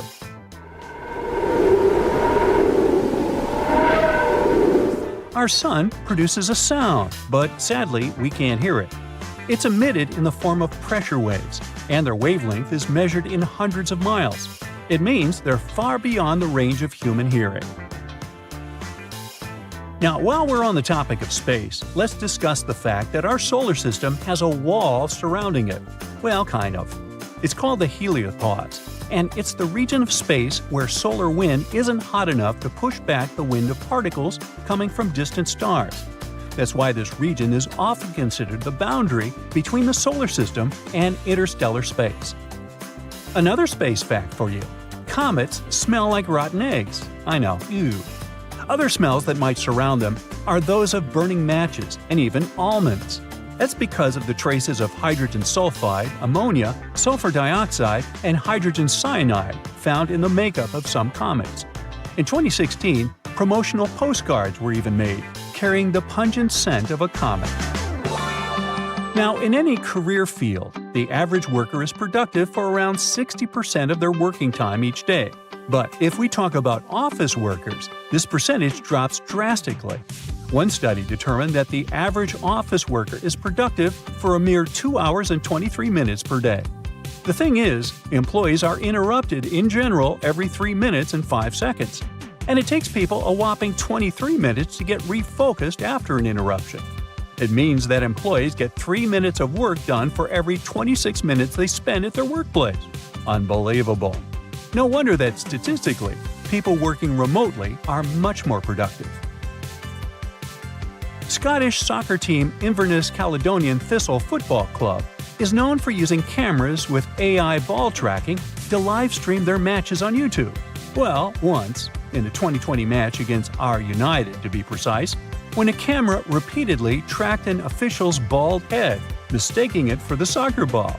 Uh-oh, what a blunder. Now, speaking of sports, football teams wearing red kits reportedly play better. Accordingly, the color of your attire affects not only how you're perceived by others, but also how you feel. A review of football matches in the past 55 years has shown that teams wearing red consistently play better in home matches than teams dressed in any other color. One more awesome story connected to sports. In order to draw some of the most wanted criminals out of hiding, the U.S. Marshals Service once came up with an offer crooks couldn't resist. They invited them to the Super Bowl. In December 1985, more than 100 people came to the Washington Convention Center after receiving a letter informing them that they had won tickets to the largest sporting event in the country. According to the invites, they had been selected randomly from a clearinghouse list of D.C. residents and were supposed to receive 2 tickets to the Redskins vs. Bengals game that day. But to get in, they had to come to a pre-game party to collect their tickets. And guess what? The plan worked like a charm. Over 100 criminals were arrested, which made Operation Flagship one of the most successful in U.S. police history. Now moving on. Your brain is eating itself non-stop. Wait, don't panic yet. It's a totally normal process known as phagocytosis. During this process, cells envelop and consume smaller cells or molecules to remove them from the system. Luckily, phagocytosis isn't harmful. It actually helps preserve your gray matter, keeping it in top shape. Boy, I could use more of that. Giraffes are 30 times more likely to get hit by lightning than people. Between 1996 and 2010, there were just 5 documented lightning strikes on giraffes that ended tragically. But if we consider the fact that the population of the species was just 140,000 at that time, it makes for around 0.003 lightning casualties per 1,000 giraffes each year. This is 30 times more than the number of tragic accidents involving lightning strikes that happen to people. Animals experience time differently from us humans. To smaller animals, the world around them moves more slowly. For instance, salamanders and lizards experience time not as fast as, let's say, dogs and cats. All because of the perception of time, which depends on how quickly the brain can process incoming information. And finally, snails do have teeth, between 1,000 and 12,000 to be precise. These teeth aren't like ours though, so there's no need to picture snails with silly toothy grins. Snails' minuscule teeth are all over their file-like tongues. So there. You're shopping for a bike, and the friendly salesperson offers you to test the prototype for a new model using new technology straight out of space. It turns out you're already using some interstellar inventions on a daily basis.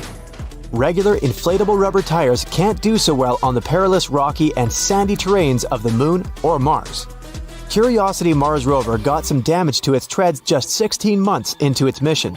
That's why airless tires relying on a mix of nickel and titanium were invented for NASA rovers. The material is flexible thanks to its tight molecular structure and can return to its original shape every time it deforms. The same airless technology should work great with bike tires down on Earth.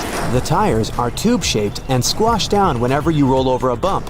They will develop perfect shape memory over time. They're supposed to work best on gravel, trail, and mountain bikes. When it wears off eventually, the company plans to retread the tires to get the bike back on the trail and to make it last for years. The previous airless tire models were made of patented foam, supposed to last for up to 5,000 miles. They didn't take off because they made the bike too heavy. The new model is supposed to solve that problem and give the world innovative, lightweight, and durable tires. The same tech can be used in an all-terrain car and truck tires, high-performance sports, commercial aircraft, and even search and rescue missions. You gotta thank NASA for that comfy memory foam mattress you're using every night. Back in 1966, the original idea behind memory foam was to customize seats for astronauts to somehow ease the effects of G-force on takeoff and landing. It would be too impractical to create a custom seat for every flight, so memory foam became a perfect solution. It easily adjusted to an astronaut's body shape and went back into a rest state when not in use. Memory foam became available to the general public in the early 1980s and is now used in products from mattresses and pillows to amusement park rides, horseback saddles, and football helmet liners. Lenses used to be made of ground and polished glass. In 1972, a new regulation made their manufacturers turn to plastic to make them shatter-resistant. The new lenses were too prone to scratching, so NASA's invention of a diamond hard coating for astronaut helmets and other plastic aerospace equipment came in handy. The new tech was further developed and used for the production of scratch-resistant plastics. It's now used in most sunglasses, prescription lenses, and safety lenses in the US and around the world. The next time you clean your car's interior with a dustbuster, remember, you gotta thank NASA and their Apollo space mission for it. They wanted to come up with some portable self-contained drill to extract samples from below the moon's surface. They developed a computer program to produce optimal motor power and minimize power consumption. This program was later adapted and used to create a whole series of useful battery-powered home devices. The most famous of them was the cordless miniature vacuum cleaner under the original name of Dustbuster. In case you didn't trust the name, space blankets are indeed a product of NASA research. They're lightweight, usually gold or silver in color, and capable of reflecting up to 97% of radiated heat.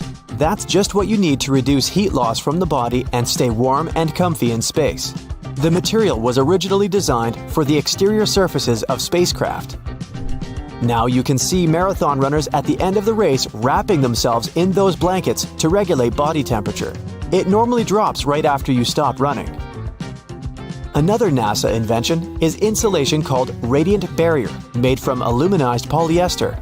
It was designed to survive in wildly cold space temperatures and is now used in most home insulation. Freeze-drying tech for food was not created but greatly improved by NASA to pack more snacks on long Apollo missions. The idea is to cook food, then freeze it under low pressure, and then slowly heat it in a vacuum chamber to remove ice crystals. To bring it back to normal, you just have to add water. Thanks to this tech, food maintains 98% of its nutritional value with only 20% of its original weight.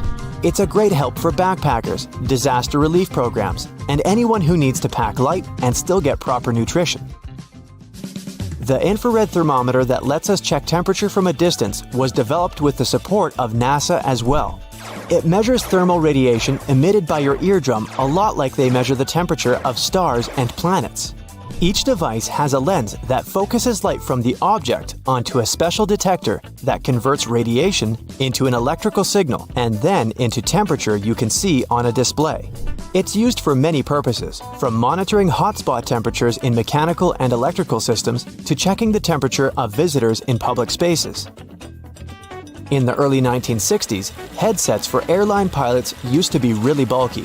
They often used handheld mics to communicate. NASA needed a more reliable and lightweight technology for their missions to ensure communication, especially in case of emergencies. They got in touch with the pilots. Just 11 days later, the team came up with a microphone headset unit that could be used by astronauts to communicate with one another and with Earth. The headset was later improved and used for Mercury and Apollo missions. The world was able to hear Neil Armstrong's most famous phrase as he landed on the moon, thanks to that wireless headset. You gotta thank NASA for the improved version you use today. The idea behind LED technology dates back to the late 1980s. Back then, NASA was looking for a way to grow plants in space. They tested the tech using wheat and just red LEDs. It wasn't a success at first, but they solved the problem using blue fluorescent lights. The technology was developed and used in many medical devices and everyday items like electricity-saving LED bulbs. These days, they're way more efficient than their ancestors. Every time you take a selfie with your friends, you're using the tech that originated from the one for interplanetary missions cameras. NASA scientist Dr. Eric Fossum developed special active pixel sensors to make those cameras as small as possible and maintain the high image quality. This tech has become the leading one in the digital imaging industry. It made it possible to add miniature cameras to smartphones and other gadgets. Astronauts spend long periods of time in weightlessness and need a way to exercise regularly to stay in good physical shape. NASA took care of it and designed the anti-gravity treadmill, stimulating added weight and mimicking gravity. On Earth, the same method helps to lighten the load on your legs as you're working out. This tech is used by professional athletes and people trying to get back on their feet. You gotta thank NASA for your favorite pair of athletic shoes. They came up with a rubber molding process to absorb shock in space helmets and suits. The same idea was applied to athletic footwear and opened up new possibilities for professional sportsmen. And they're just way comfier for everyday use. The computer mouse was invented as part of a huge project aimed at augmenting human intellect. The inventors came to NASA in 1966 to test the mouse. It turned out the mouse was better and faster at manipulating objects on the screen than other gadgets like the light pen. The first mouse came with a cord in the front, but they moved it to the back to get it out of the way. The first patent for something that looked and worked like a joystick was filed in 1923. But it was NASA who made it something widely used. Astronauts in bulky suits needed a steering mechanism that would work with one gloved hand. The joystick was the best choice that spread to training simulators for astronauts and home computers. Invisible braces are a product of Ceradyne and NASA's Advanced Ceramics Research Program. You probably use them to straighten your teeth, but the original idea behind them was to find some material to use in structures protecting radar equipment. It had to be as transparent as possible for radar waves to pass through easily. It was doing well at its job, and in 1986, they got the idea to use this transparent and strong material in the dental industry. They say, whoever they are, the future is just around the corner. Well, no, the future is already here. And these cool new inventions are here to prove it. Who knows? They might just help save you as well as the planet. Now, this robot is unstoppable. And don't worry, it's not going to take over the world or anything. Probably. The thing you are looking at is called a Vine robot. What distinguishes it from other soft robots is that it's super tenacious when it comes to making it through difficult terrains and tight spaces, which makes it appropriate for missions like search and rescue. The idea for this device actually came from real vines. The inventors were inspired by how a vine moves and grows, so they started thinking about ways they could replicate the same movement robotically. Eventually, they came up with a simple and elegant design that doesn't require any expensive materials. All they needed was some airtight tubing. Remember the water wiggle toys? I do. The mechanism of their soft robot acts just like that. Then, to make it grow out from the tip, they use compressed air. And just like that, the basics of their invention were ready. It's so easy that you can build one yourself in as little as a minute. Aside from being easy to replicate, their design comes with other advantages as well. It can enter gaps 1/4 of its original size. Sticky surfaces and sharp objects don't really affect it as long as the air pressure is continued to be applied.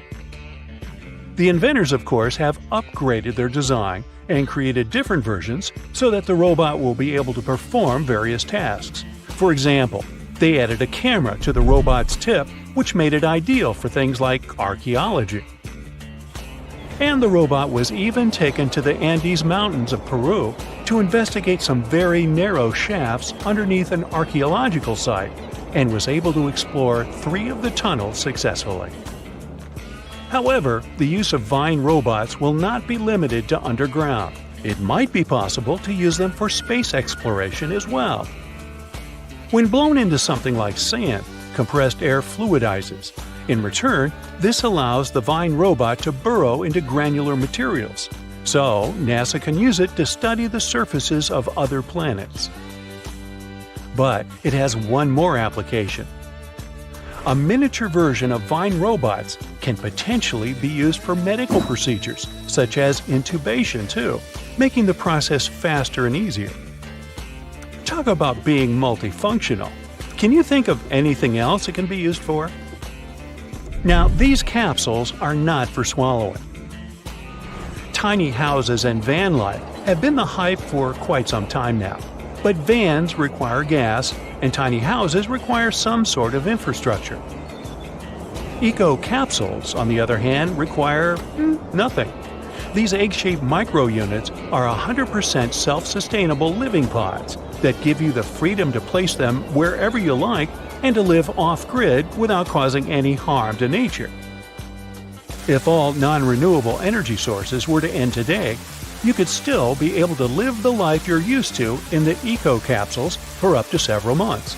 So, no need to go all survivor mode immediately. Eco-capsules can also be used as scientific research stations or even remote hotel rooms. They are 88 square feet and are equipped with a smart home system. They come with sleeping space for 2, a kitchenette, shower and toilet, storage space, and even electrical outlets. They create their own electricity using a combination of a wind turbine up on a telescopic pole and a roof that is lined with solar panels. Their unique shape allows them to collect rainwater. The rainwater that falls on their surface is gathered in their tanks, where it is then filtered and becomes ready for use. In case there are no rainfalls for a while, the tanks can still be filled from any water source, such as a lake or a river. And in terms of drinking water, additional filters are installed directly on the faucets. The greatest thing about eco-capsules is that they have almost zero emissions and zero ecological footprint. So every eco-capsule inhabitant will basically be taking part in saving the world while they're living in it. This magnetic slime robot may look disgusting and frightening, but it definitely is game-changing. The blob-like robot is made of a water-soluble synthetic polymer, borax, and magnet particles. It is a non-Newtonian fluid that has viscoelastic properties, which means it can act both as a liquid and a solid depending on the level of pressure that's being applied to it. Accordingly, when you touch it quickly, it acts as if it's solid, and when you touch it gently and slowly, it acts as if it's a liquid. Hey, turn the pressure on me and I melt into a puddle, so I'm familiar with this. The tiny particles of magnets within the slime give it the unique ability to move. They can be controlled to make the robot travel, rotate, or form different shapes, such as a C or an O. There's no limit to which direction it can move, and from the looks of it, nothing can stop it from going. It can navigate passages that are as tiny as 0.06 of an inch, move around objects, and reach speeds of 1.2 inches per second. What's even more groundbreaking is that it can stretch 7 times up to its original length, grab onto multiple things simultaneously, and even extend tentacles in different directions. It's shown to be able to conduct electricity and pull wires together, which gives it the capacity to switch and repair circuits. In the future, the creators of the slime hope that it can be used for medical procedures, such as retrieving objects from the digestive system that are swallowed by accident. Sorry, I can't help myself.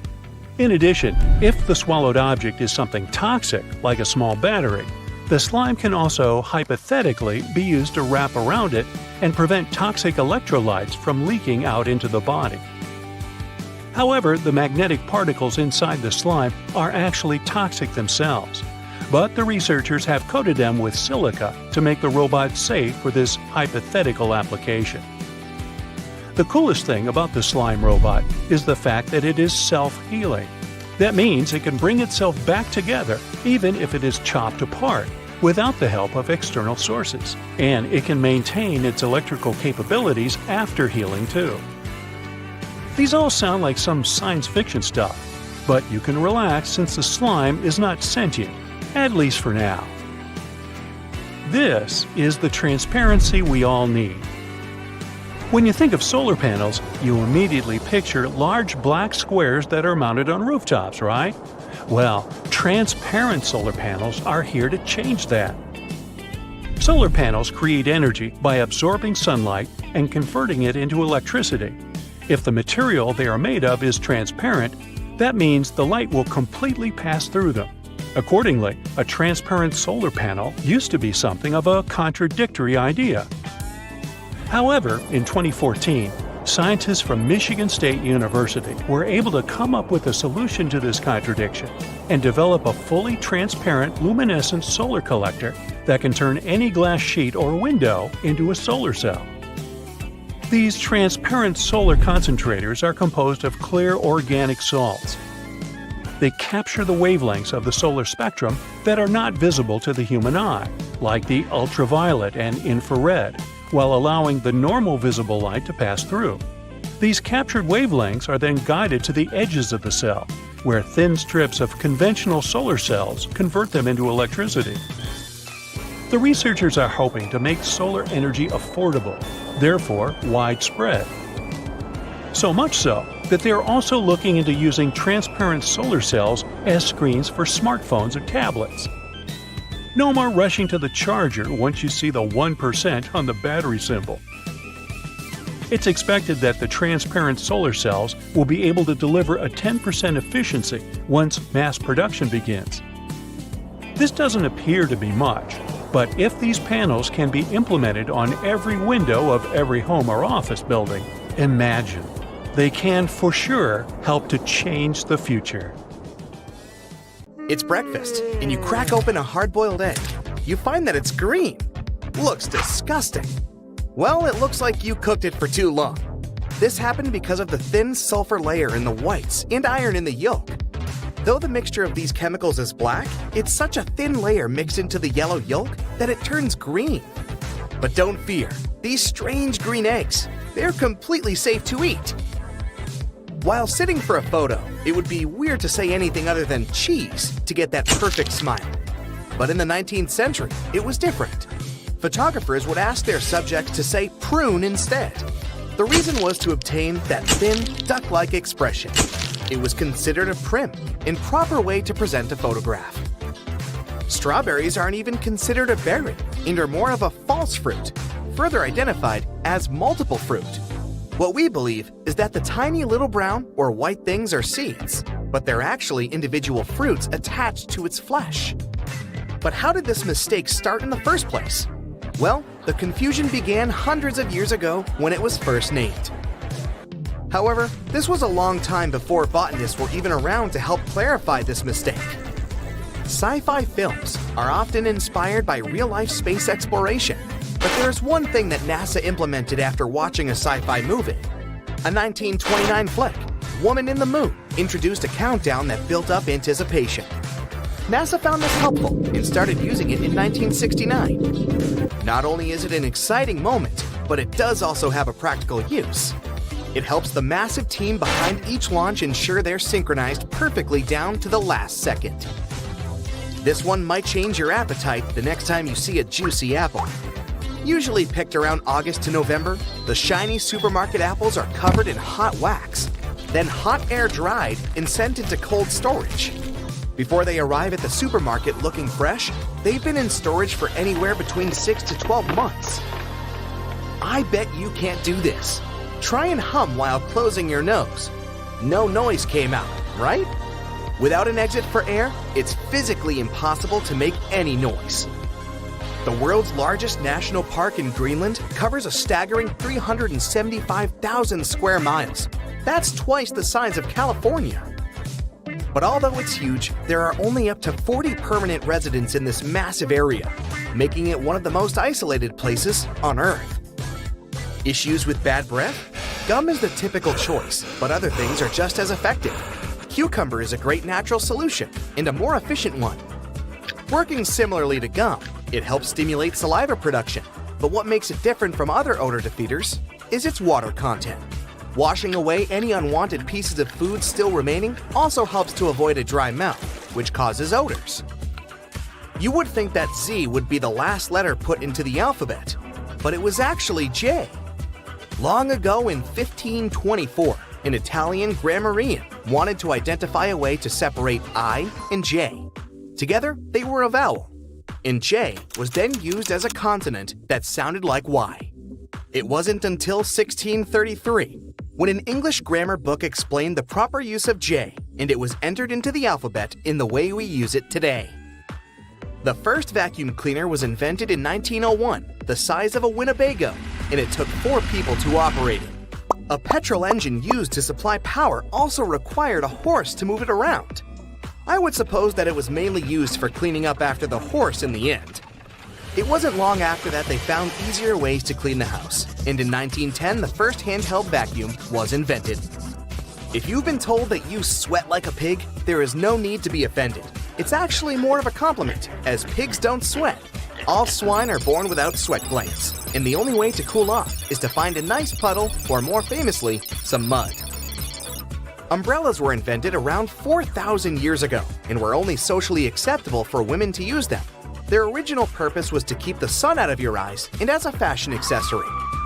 It wasn't until the mid-18th century that men were allowed to use them, and the modern, water-resistant version we use today was made. And most importantly, the very first dog umbrella was invented in 1965. Dentists can be very strict on what sweets you eat, so you would be amazed to learn that cotton candy was invented by a dentist. John C. Wharton, a dentist and confectioner, wanted to give his clients a treat every visit. Maybe he gave them this treat to ensure they came back more often. If we could theoretically build a highway to outer space and could adjust the effects of gravity, it would only take you an hour to drive to space if you drove at 60 miles per hour. Let's make this happen, Elon Musk. How heavy could a cloud be? It looks like it couldn't weigh too much as it floats easily up in the sky. But a cloud could weigh anywhere up to 1 million pounds. That massive cloud is able to float above you because the air's lighter up there and less dense than dry air below. You can see the same effect when observing oil floating on water. You think you yawn because you were bored or tired? Well, it's a myth. You yawn more often later in the day, but it's just your body helping you remain alert. Through inhaling cool air and stretching the muscles, it cools the flow to the brain. Researchers identified brain sizes in different species of animals based on their yawns. The larger the brain, the longer the yawn. So how long do you yawn? Playing video games regularly increases gray matter in the brain for all you gamers out there, which helps to boost brain connectivity through muscle control, memories, perception, and spatial navigation. An experiment at a New York medical center found that surgeons who played 3 hours of video games made 37% fewer mistakes and performed 27% faster than other non-gaming doctors.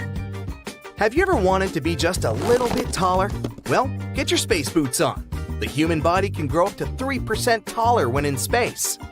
While living on Earth, our spines are compressed by gravity.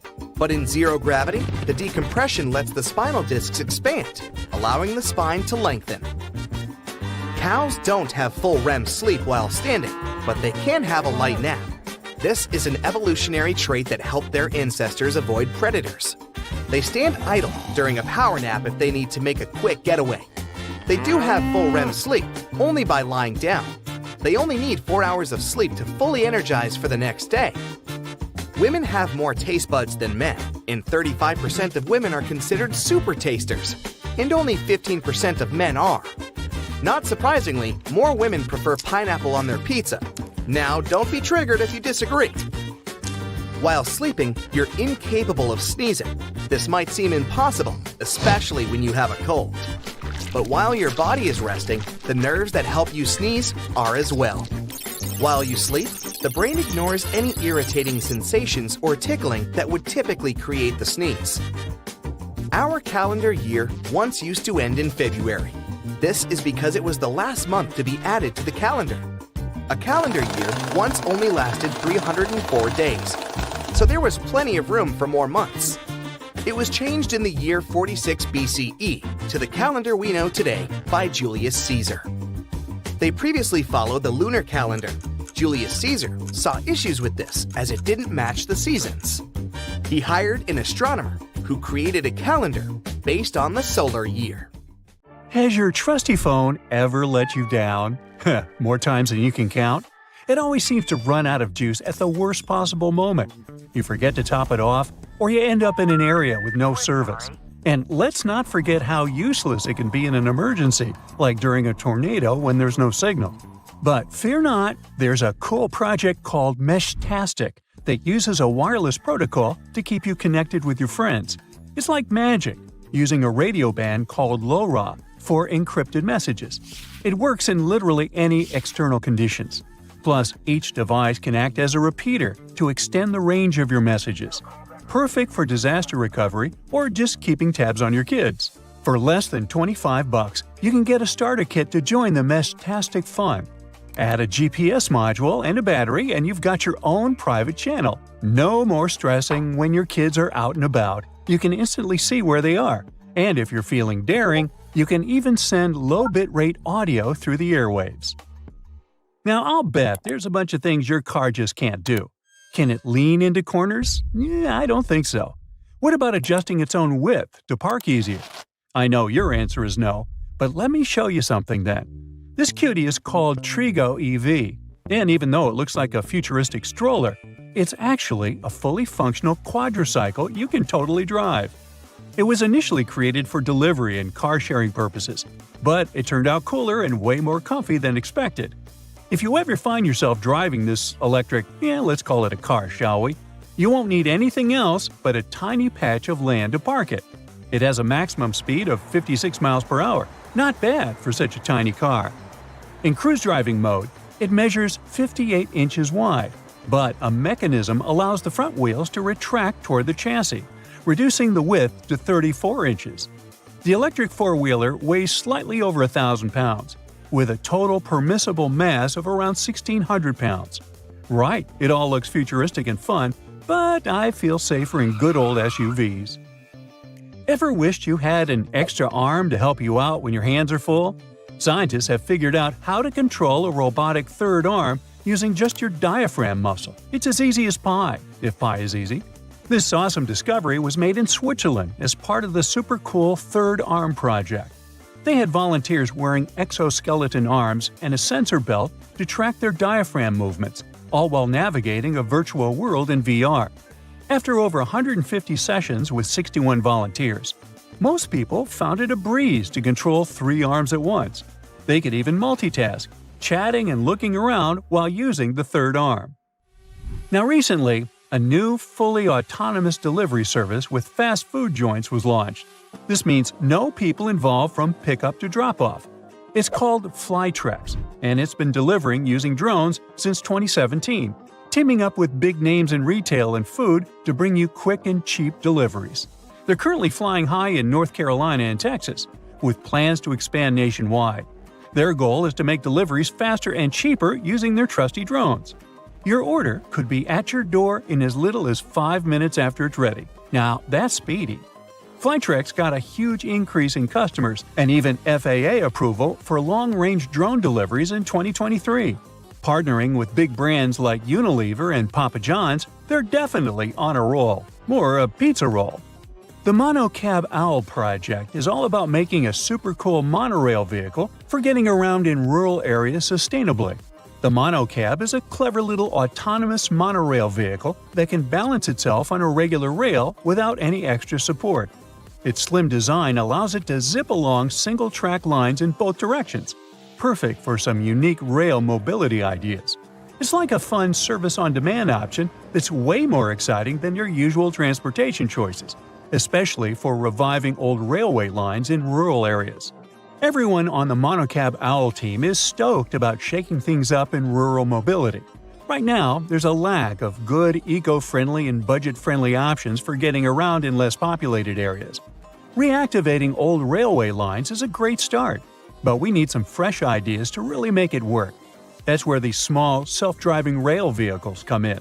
They bring together the best of rail travel with on-demand booking and a cool digital navigation system. Look here! Can you identify what this weird-looking object is? It's a mobile solar container with foldable solar panels for green energy on the go. Just pop out the panels, unfold them, and you're good to power up equipment and properties with green energy wherever you are. The solar container can extend up to almost 400 feet in length when fully unfolded and has 240 solar panels. It's perfect for both on- and off-grid uses, like rescue missions and outdoor events. And it only takes about 5 hours to set up. Easy peasy. There's even an automatic conveyor system for easy folding and unfolding of the panels. Just push a button and start harnessing solar power. SolarKant, the Austrian company that invented it, estimates this mobile solar container can power around 32 households. Virtual meetings are all the rage nowadays. Remote chats are cool, but let's be real, they're no match for face-to-face meetings. We can see each other, hear each other, but it's still pretty flat and 2D. Or, shall I say it was flat? The thing is, HoloBox from HoloConnects is bringing holograms to life. This super cool device lets you project a life-size hologram of yourself or anyone else inside a funky box. Just plug it in, connect it to the internet, and voila! You've got a hologram ready to go. You can even connect multiple boxes to showcase big stuff like cars or anything else. Now, holograms are a massive game changer for remote communication. Imagine chatting with someone and seeing them in 3D like they're right there with you. Plus, it adds a personal touch to presentations, training sessions, ads, you name it. What do you think? Does this look cool or creepy? Check out the latest creation from a rockstar team of engineers at NASA Ames Research Center and KBR, a robot system that can autonomously build structures using lattice blocks. Their paper in Science Robotics explains how these robots and blocks work together to create amazing things. Designed for future lunar missions, these robots can lay down foundations for shelters before astronauts arrive. 3 robots work together to carry and connect blocks with twisty edges, similar to assembling IKEA furniture. They have already built impressive structures, like a shelter made of 256 blocks in just over 4 days. Imagine what they could do on the moon. Experience the interactive pearl sculpture by Breakfast. No food implied, just the name of the company. It's placed on a huge cruise ship called the Icon of the Seas. The stunning creation imitates the ocean's vibes, with rolling waves and shooting stars, each tile placed in a neat Fibonacci sequence. Using real-time data from the Caribbean, this sculpture changes constantly to match the current weather and tides, bringing the ocean to life before your eyes. Yeah, this invention won't change your life, but it's meant to nurture your soul. Have you heard about the Seattle-based startup Jetoptera? They're developing innovative vertical takeoff and landing vehicles with bladeless propulsion systems, promising a future of quiet, safe, and fast urban flight. By 2050, 70% of the population will be living in cities, leading to crowded streets. But Jetoptera's fluidic propulsion system offers a solution, using air pressure technology for silent operation. Jetoptera is also working on a high-speed VTOL for the U.S. Air Force, with plans for passenger-carrying prototypes by 2026. Well, that's exciting. Now, it should come as no surprise that most things around us seem to have a hidden purpose. Hey, down at the aquarium, they have a hidden porpoise. But I digress. Now, please tell me in the comments if you like my joke or about how many of these 26 multi-porpoise thingamabobs you knew about before. It's cool either way. Let's go! Check the space button on your phone, tap and hold it, and see how it turns into a cursor. This way, you can navigate the text you've typed easily instead of trying to tap that very letter you wanted to change. If this feature doesn't work on your phone, consider upgrading your firmware. Hair conditioner is meant to make your hair soft, but it can also be used as a makeshift fabric softener. Use it for hand washing only. Your washing machine might dislike this trick. Use an old pillowcase to separate your delicate laundry from the rest of your clothes. Underwear, slips, stockings, you name it. Before laundry, make sure your stuff doesn't fall out into the washing machine by turning the pillowcase into a drawstring bag. Sew a hem into the opening of the case and feed a string through the hem, then pull it, and you're done. Then just toss the filled pillowcase into the washing machine. It will act as a wash bag, making your delicates last longer. If you have toothpaste based on baking soda, it will be helpful not only to make your breath fresher, but also to clean stuff around the house. Usable food containers tend to soak in food odors, but if you scrub them with such toothpaste, the smells will be gone before long. Also, try cleansing your kitchen sink with it too. It will return the shine. The big toe isn't just a thumb for your foot. It has its own name, hallux. Hey, Alex, how the hell are you doing, bud? This toe is the exact reason we can keep our balance when standing upright. Inserting bobby pins correctly is with the wavy side down, but that's if you use them on your hair. Alternatively, you can put one at the end of the toothpaste tube in your bathroom, and it doesn't matter which side in this case. The bobby pin will help you squeeze the toothpaste to the very last drop. Just slide it down the tube as you keep using it, and you might save a few days before putting toothpaste on your shopping list. If you paint a fence or walls in your house, paint dripping from the brush on the ground or floor would usually make you irritated. To avoid that, stretch a large rubber band across the opening of the paint can. After dipping the brush in the can, scrape the excess paint off with the help of the band. Now it won't leave a mess beneath your feet. Not only is baking soda good at fighting foul odors, salt does the job too. For example, if your sneakers start insulting your nose with their smell, sprinkle a pinch of salt inside and leave them overnight. Sodium chloride crystals eliminate bacteria and the odors they create. Don't forget to shake your sneakers out before putting them back on. You don't have to take a complete set of cutlery when going on a summer picnic with your friends or family. Some toothpicks and dental floss will be more than enough. Cut soft products like cheese or bread using the floss. It's strong enough to cut them into smooth and neat slices. Just make sure the floss is unflavored unless you fancy your cheese and bread with a hint of peppermint. Ooh. As for toothpicks, they can quickly act as forks, and it's more fun this way. When you're finished with a picnic, you can also use the floss and toothpicks for their direct purpose, of course. Candle wax can be a nuisance to remove from furniture when it hardens, but you can get it soft again by using a blow dryer and then remove the stain with a soft cloth. Or, for better effect, put a cloth or towel over the wax strip and turn the blow dryer on high heat. The blob will soften and soak into the cloth, after which you only need to wipe the surface clean. The little dots along the edges of bus windows are called frit. Now don't worry, it's nothing to fret about. The glass is fitted into a special rubber frame, and the frit is there to protect the sealant from UV rays. It's essentially a baked-in ceramic paint that makes the edges tougher. Those flaps on your laptop charger are there to protect your wire. You can wind the wire around these clips to keep it safe and neat. Glasses or sunglasses have a frame that seems too shabby at first glance, with a bouncy and flexible feel. They're not broken though. On the contrary, it's the sign of a good product, so grab those if you have a choice. This kind of flexibility provides extra comfort when wearing and also doesn't let the glasses break or become too loose. Sandpaper can have a lot of different applications, like sharpening scissors or needles, roughing slippery shoe soles, or removing stains or scuffs from suede. As for sharpening, tinfoil also does the trick with scissors.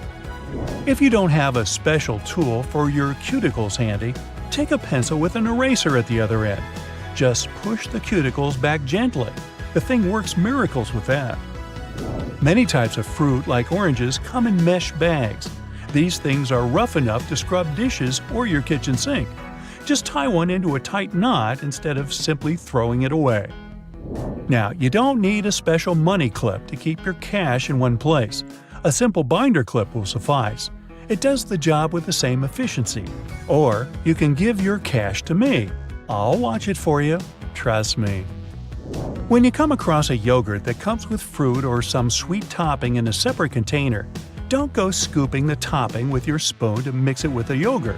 The containers like this have a special structure that lets you fold them in two and simply pour the topping into the yogurt. Now, using the same plunger on your sink and your toilet is actually not the best idea. The one with the simple cup is made for sinks, while toilets require another type. It also has a cup, but an additional flap folds out from inside it. The flap perfectly fits the toilet drain opening, creating enough suction to get rid of the clog. That's what we're calling it? Okay. Fix a broken bracelet until you get it repaired using a paper clip. Latch both ends of the brake into the paper clip and twist it hard to fasten it on your wrist or ankle. If the cup of a drink you just bought has a lid and you'd like to sip it without hurry, you can take the lid off and use it as a coaster. Mess-free and neat. Packing up your jewelry for a trip or just sorting it neatly in the jewelry box, use buttons you don't need as earring holders. Put the earring pins through the holes in the button, up to 2 pairs, and lock them like you would on your ears.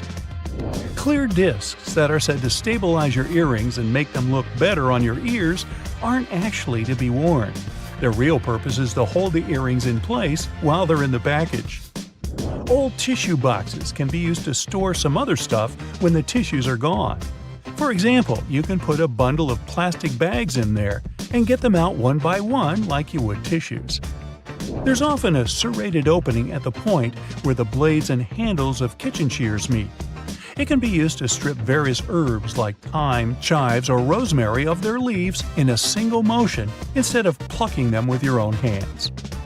And that little hole next to the camera on your iPhone isn't a flash, it's a microphone. One of 3, in fact. They're meant to pick up every sound regardless of how you hold your phone. And this particular one also helps with voice recognition. Ooh, hello? Do you recognize my voice? Do I sound like myself? Hey, is this thing working? You're flying through space, dodging stars and black holes. Your speed is so great that you can get from one galaxy to another in just a few minutes. Sound far-fetched? Well, all this can become a reality because NASA has already tested the technology that might allow us to travel faster than the speed of light. Let's look at the space fleet people have now. To fly into space, we use conventional rockets carrying tons of fuel and oxygen. These two substances get mixed and ignited. Fire bursts out of the rockets. The exhaust gases move downward, and the rockets move upward, as if pushing off of them. That's how jet propulsion works. This way, we can make the rocket move at almost 5 miles per second. At that speed, you could cross the United States from coast to coast in a mere 8.5 minutes. But if we talk about space, that's very slow. A trip to a neighboring planet, like Mars, takes about 7 months, and a trip to the edge of the solar system would take about 35 years. That's how long it took the Voyager space probe, launched in 1977, to get there. But we want to travel between stars and galaxies, and the nearest star, Proxima Centauri, is 4.2 light-years away from our home. That would take about 73,000 years to get there. That's longer than intelligent human civilization has even existed. And if you wanted to travel across the whole Milky Way galaxy, which is 100,000 light-years wide, it would take you about 1.7 trillion years. By comparison, the entire universe is 14 billion years old. People just travel too slowly. But even at the speed of light, it would still take 4.2 years to travel to the nearest star. And you'd spend 2.5 million years to get to the nearby Andromeda galaxy. But we can't accelerate like this. That's because the laws of physics say that an object with mass can't travel at the speed of light. A photon of light has an infinitely small weight. But if you want to accelerate even a tiny grain of sand to that speed, you'd need an infinite amount of energy. Maybe even more than the entire universe has. But scientists might have found a way around the laws of physics. To create thrust, you need to push off of something. Ships need water. Planes push off of the air. Rockets use the fuel they burn. But this thing, the M drive, works in a different way. A powerful magnetron, like the one in your microwave, sends waves into this cone. It's a resonator. It makes the waves inside bounce off of one of the walls and hit the others.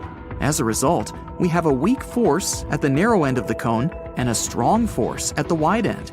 And if we analyze this powerful force, we'll see that it is directed toward the wide end of the cone. So, the thrust will be in the opposite direction. Now, let's make this model much, much larger and put the M drive on a spaceship. The narrow end of the cone faces up. The wide end is turned downward. The magnetron starts to work. The resonator creates thrust, and the rocket takes off. It makes no noise and doesn't emit any harmful gases at all. This mechanism can accelerate the rocket much faster than we do with tons of fuel. In theory, we could even reach the speed of light. Sounds great, but in reality, it isn't.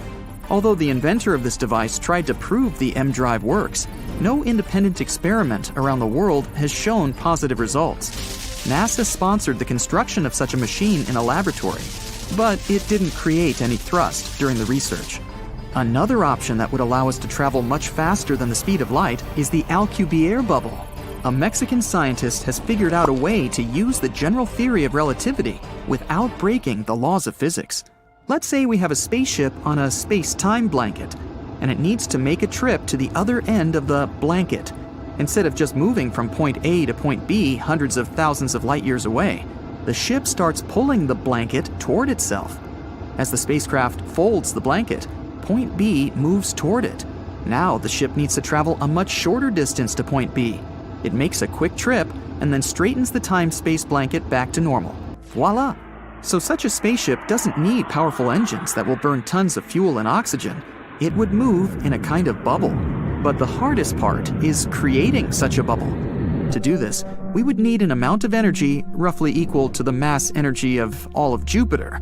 That's more than we can produce on Earth. And still, scientists are planning to test this technology on a small space probe the size of Voyager. But this experiment might last for decades, or even centuries.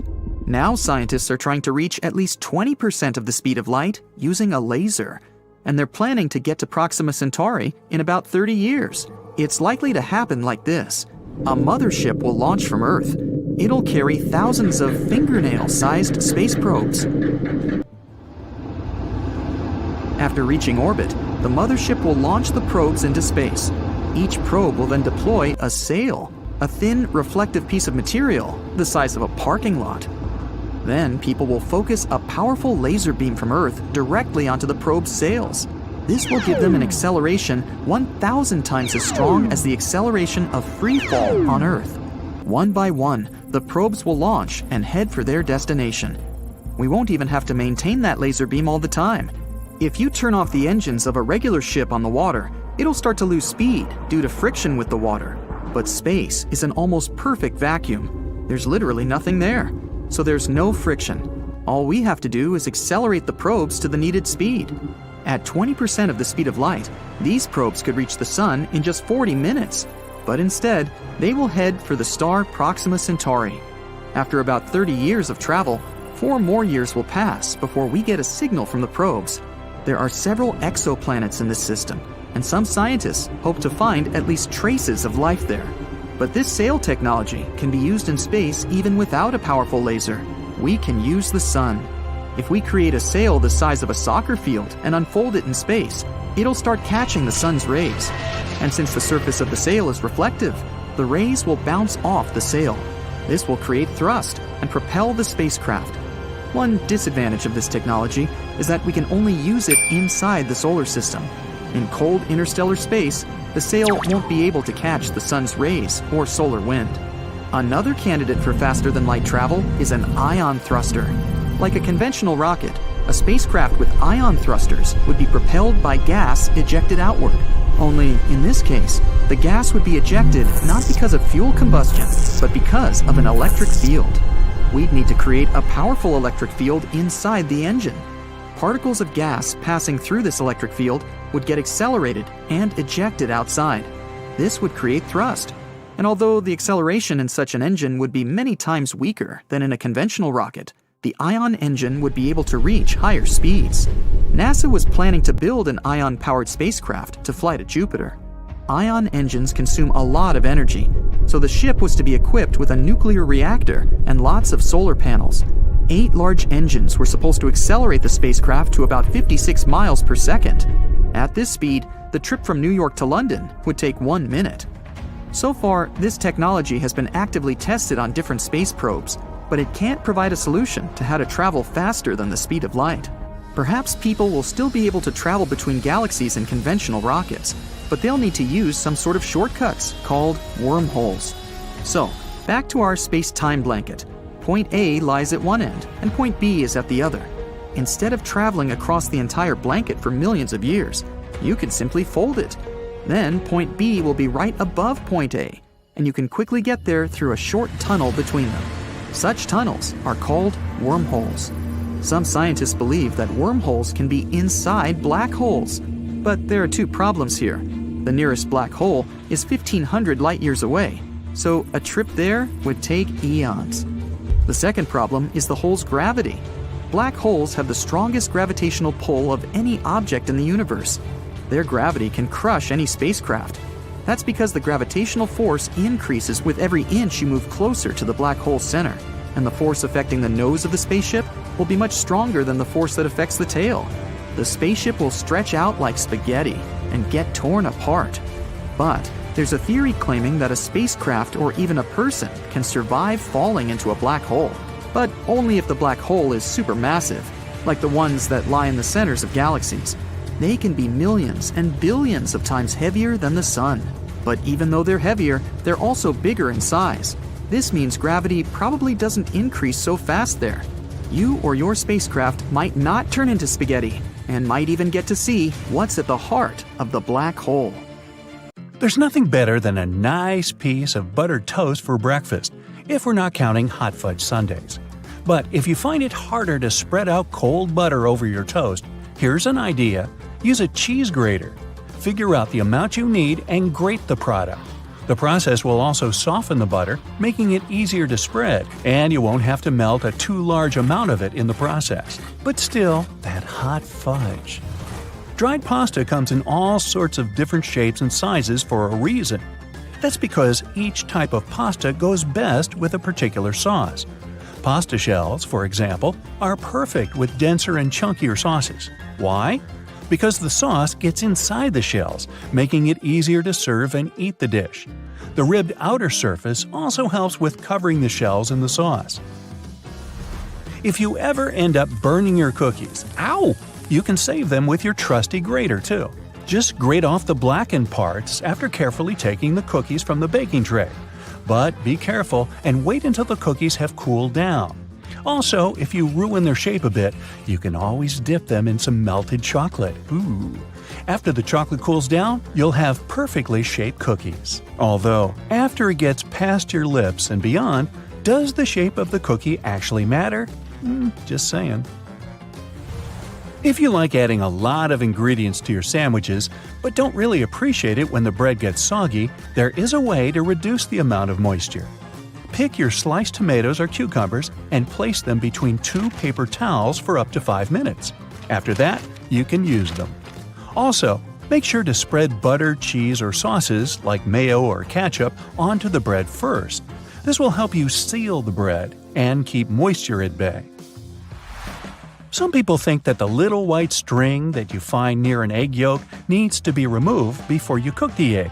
Well, I'm here to tell you that these strands are called chalaza, and you don't actually need to get rid of them. They help keep the yolk in place at the egg's center. A chalaza is not going to mess up the consistency or the taste of your food, so removing it is completely up to you. Ever notice that most juice boxes come with 2 flaps, one on each side? Those are actually handles. Manufacturers design the boxes this way to make it easier for us to hold them. This way, we don't end up squeezing the box, making the juice spill out. Now, you don't need to be a baking pro to know that you can use both white and brown sugar in your recipes. But have you ever wondered what the difference between these two is? It turns out that the only thing that sets them apart is that, during production, a small amount of molasses is added to the brown sugar. Molasses is basically a sort of syrup you get when processing sugarcane. It's usually removed during the refining process. That's how white sugar is produced.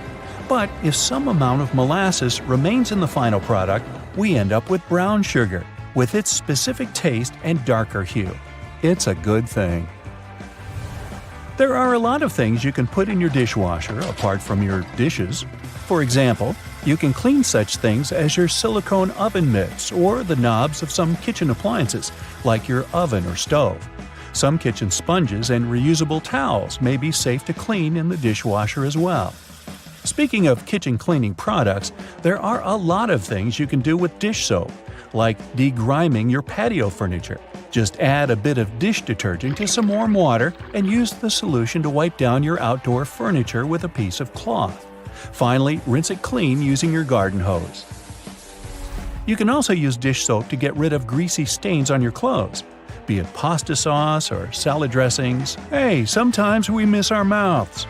So, just apply a little dish detergent to the stain and then rinse with water. Use non-colored soap for lighter clothes. For more difficult stains, let the dish soap sink in for a bit, then throw the piece of clothing in the washer as usual. And think about maybe getting a bib. If none of the methods have helped you organize your closet, and you're still overwhelmed with large piles of clothes, there's a simple way that might be effective. It's called the one-in, one-out rule. That means for every new piece of clothing you buy, you need to get rid of one you already have. That means you'll always be decluttering your space. To make it easier to find something in your closet, good luck. Keep your most used items at eye level. This way they'll be easier to find and pull out when you're in a hurry. Those items that you tend to use less often, like your evening clothes for example, can stay on the shelves above or below your eye level. You can make good use of old spice tins. If you glue some powerful magnets to the inside of the tins, they can double as magnetic shelves. You can use them for all sorts of everyday items, like kitchen pliers, ice cream scoops, or even cutlery. You can also place them on any metallic surface, like your refrigerator door. They'll blend in nicely with your kitchen magnets. Hidden in your laundry room, there's a great tool for picking up pet hair. It sometimes works better than lint rollers. Take a dryer sheet and, using some elbow grease, you'll get rid of that dog or cat hair in no time. It works on all sorts of surfaces, but it's especially effective for upholstered furniture. Now, if you don't like it when a door starts squeaking whenever you enter a room, get a bar of soap and rub it straight on the hinges.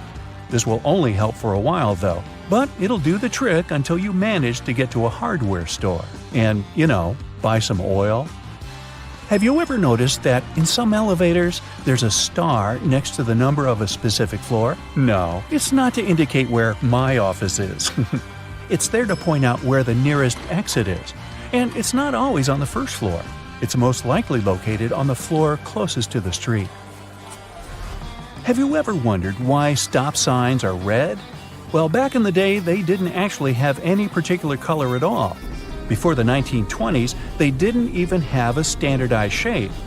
In 1922, though, someone came up with the octagon, but initially it was painted yellow, all because the red coloring tended to fade out too quickly because of sun exposure. So yellow turned out to be the best option. It took another 30 years for fade-resistant enamel paint to be invented.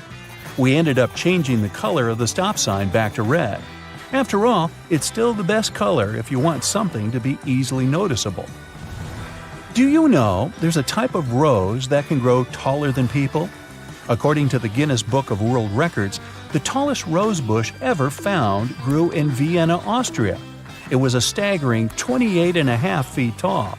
Yes, it arose to a great height. In the same way we all have unique patterns on our fingerprints, no two tigers have the same set of stripes. It makes it easier for people working with this feline species to distinguish one tiger from another. I'll bet you didn't know the White House has its own flower shop hidden in the basement of the building. It's supposed to provide flower arrangements for all sorts of events that take place there. It's probably no surprise that pizza has become an American staple dish despite its Italian origin. People in the US love it so much that they buy 350 slices of pizza every second in the States. Man, I'm not getting my fair share.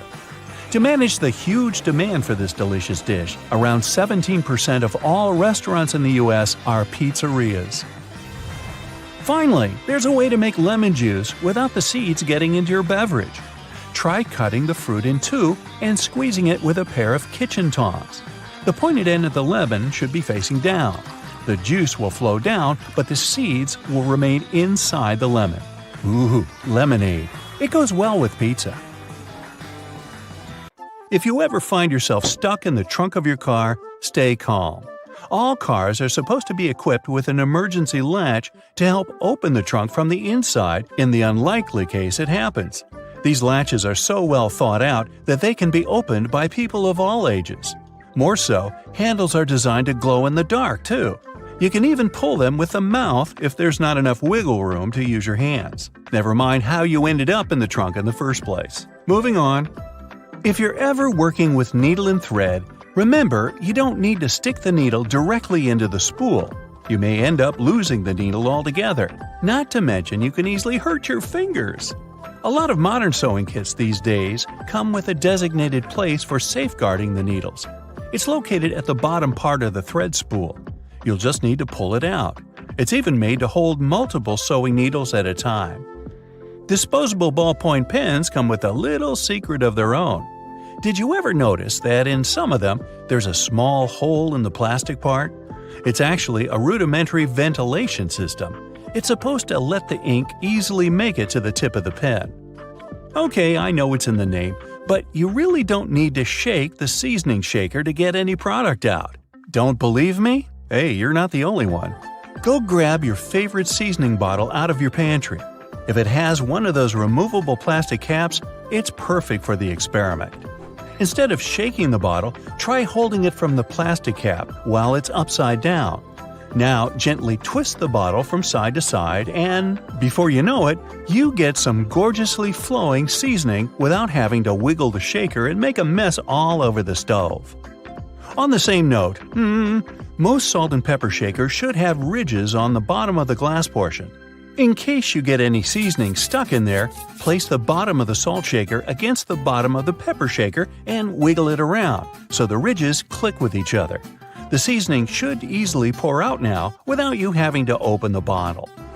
In colder weather, you often have so many clothing layers on you that you can hardly feel the purse or back straps on your shoulder anymore. Not to mention how fast they can slide off. Some jackets come with a built-in solution for that, in the form of a small tab on the shoulder with either a hook or a button. It's meant to be opened and closed comfortably so you can keep your purse in place at any time. You're most likely using it merely to peel the skin of potatoes, carrots, or cucumbers. But you can use your vegetable peeler for chopping fine strips of onion as well. Just cut the onion into quarters vertically and then start slicing. This might also help out with those embarrassing onion tears. Most people miss this one, but should you ever have a closer look at your toothpaste tube, you will surely see some sort of coloring there, either a dot or a block.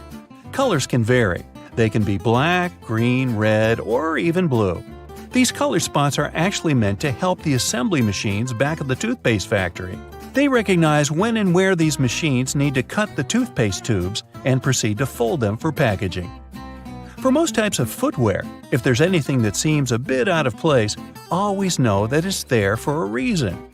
Most manufacturers don't put extra items on shoes just for fun. It would definitely be a waste of time and resources. For footwear like boots, for example, there's often a small loop at the top back of the shoe. It's there to help you when you need to put the shoe on, since you can quickly pull on it. Plus, you can also hang the shoes somewhere, most likely to dry, since most boots are meant to be worn in the colder weather. Now, I've been guilty at least once of overdressing with a bunch of layers just so I won't need to jam everything in my check-in bag. But does it become a problem when you actually have to get seated? What do you do with your coat or your jacket? Well, have a closer look next time you board a plane on the seat in front of you. The hook that keeps the tray table upright can double as a jacket hook. As long as you don't need to have any meals while in the air, you're good to go. Now, most mascaras expire within 3 to 6 months, I'm told, depending on the manufacturer. But you can help speed up that process if you're not careful enough. Continuously pumping the mascara wand, trying to mix in the product actually pushes more air into the tube. This can make it dry much faster, and you evidently won't get the desired results with it anymore. There's an easy way to check if your mascara is still good enough to use. If you don't hear a popping noise when you take the brush out, you may very well need to go get yourself a new mascara tube. Now, I know we're living in the era of Bluetooth-connected devices, but for better quality sound, they still recommend using headphones that connect via audio jacks. Remember seeing black ridges on those jacks? They aren't there just to make them fit when you plug them into your phone or laptop. Made out of a special insulating material, these bands are meant to guard the wires when sound is being transmitted. Based on the number of bands, you can figure out which end goes where. Some empty space under noodles in a cup doesn't mean the company producing them wants to cheat you out of a full portion. No. It's a manner of keeping the noodles intact during their transportation. It also helps with the circulation of hot water that is poured over the products before you can enjoy them. The V-shaped neckline was initially designed to serve a bunch of objectives. First, as a way of prolonging the life of the garment that would maintain its shape over the years. It's also there to fit your head through the shirt in case it needs some stretching. This way, it ensures a snugger grip around the neck.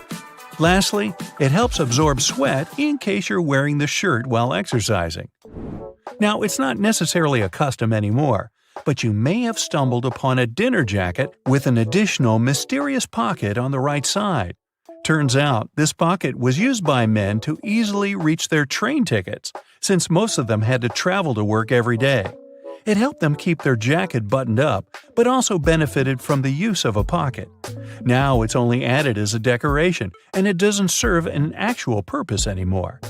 Speaking of things we don't use these days, or at least for their initial purpose, did you know Play-Doh was originally a cleaning product? In the 1920s, the market was in need of a product that could help them wipe the wallpapered areas around coal-burning furnaces. The recipe for what we now know as Play-Doh was thus invented. It was manufactured in white only and was supposed to clean wallpaper by being rolled back and forth over the dirt. It was only later, in the 1940s, that new products for cleaning wallpaper were brought up, and Play-Doh was redirected toward another area of the market.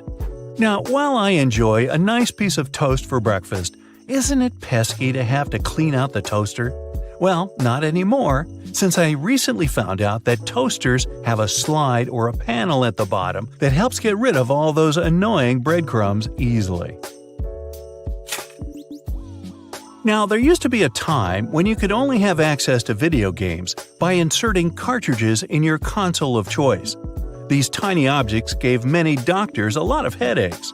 People soon started popping up in hospitals after swallowing small game cartridges, especially the younger generation.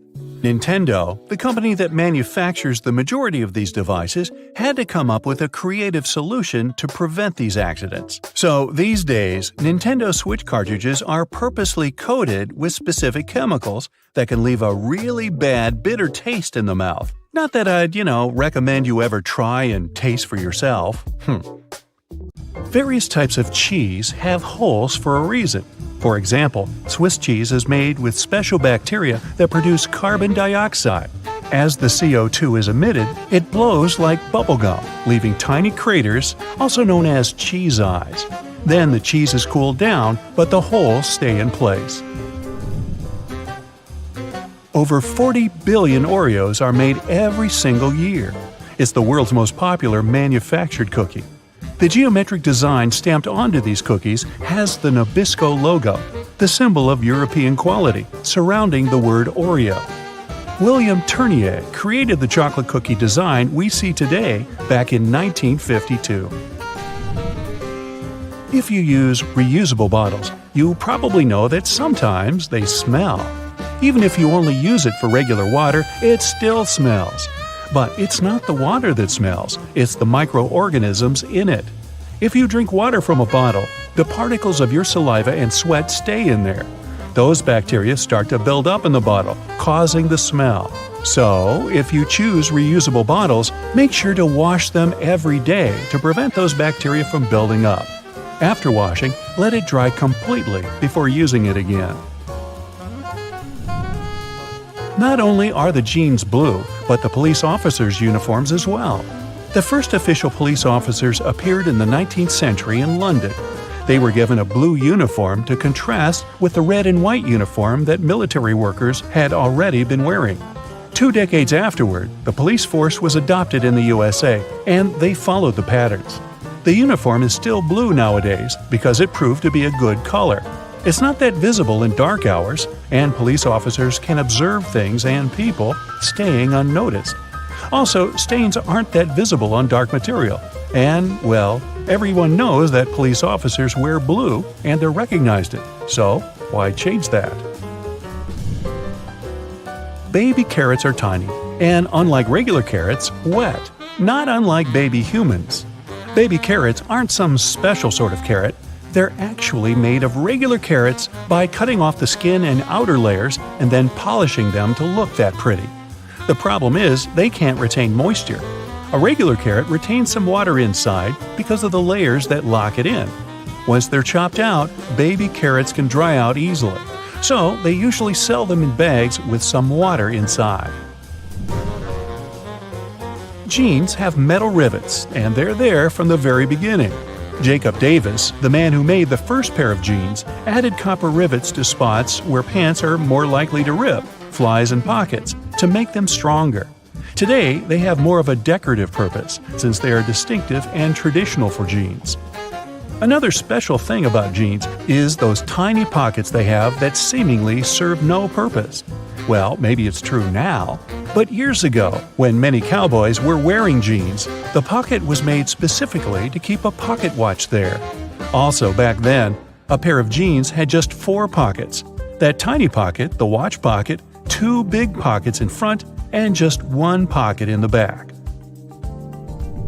Car headrests are all about comfort, and detachable headrests are all about safety. If you pull the headrest out, you'll see 2 sturdy metal bars. If you ever get locked or trapped in a car, you can use the bars to smash the window and get out.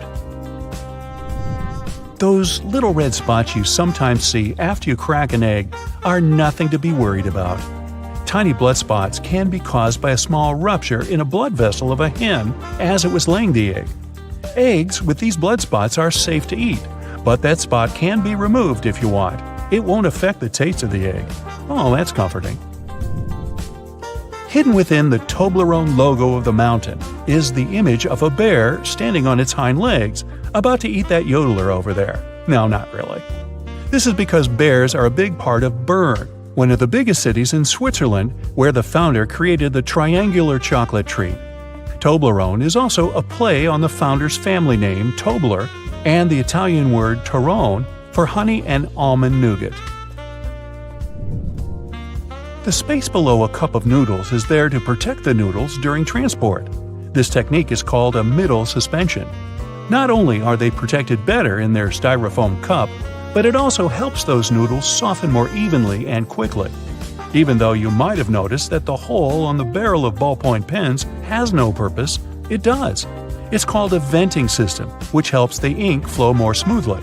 This way, an even amount of air pressure is created inside and outside the pen, allowing the ink to flow into the point easily. It's not an accident that soy sauce bottles have 2 spouts.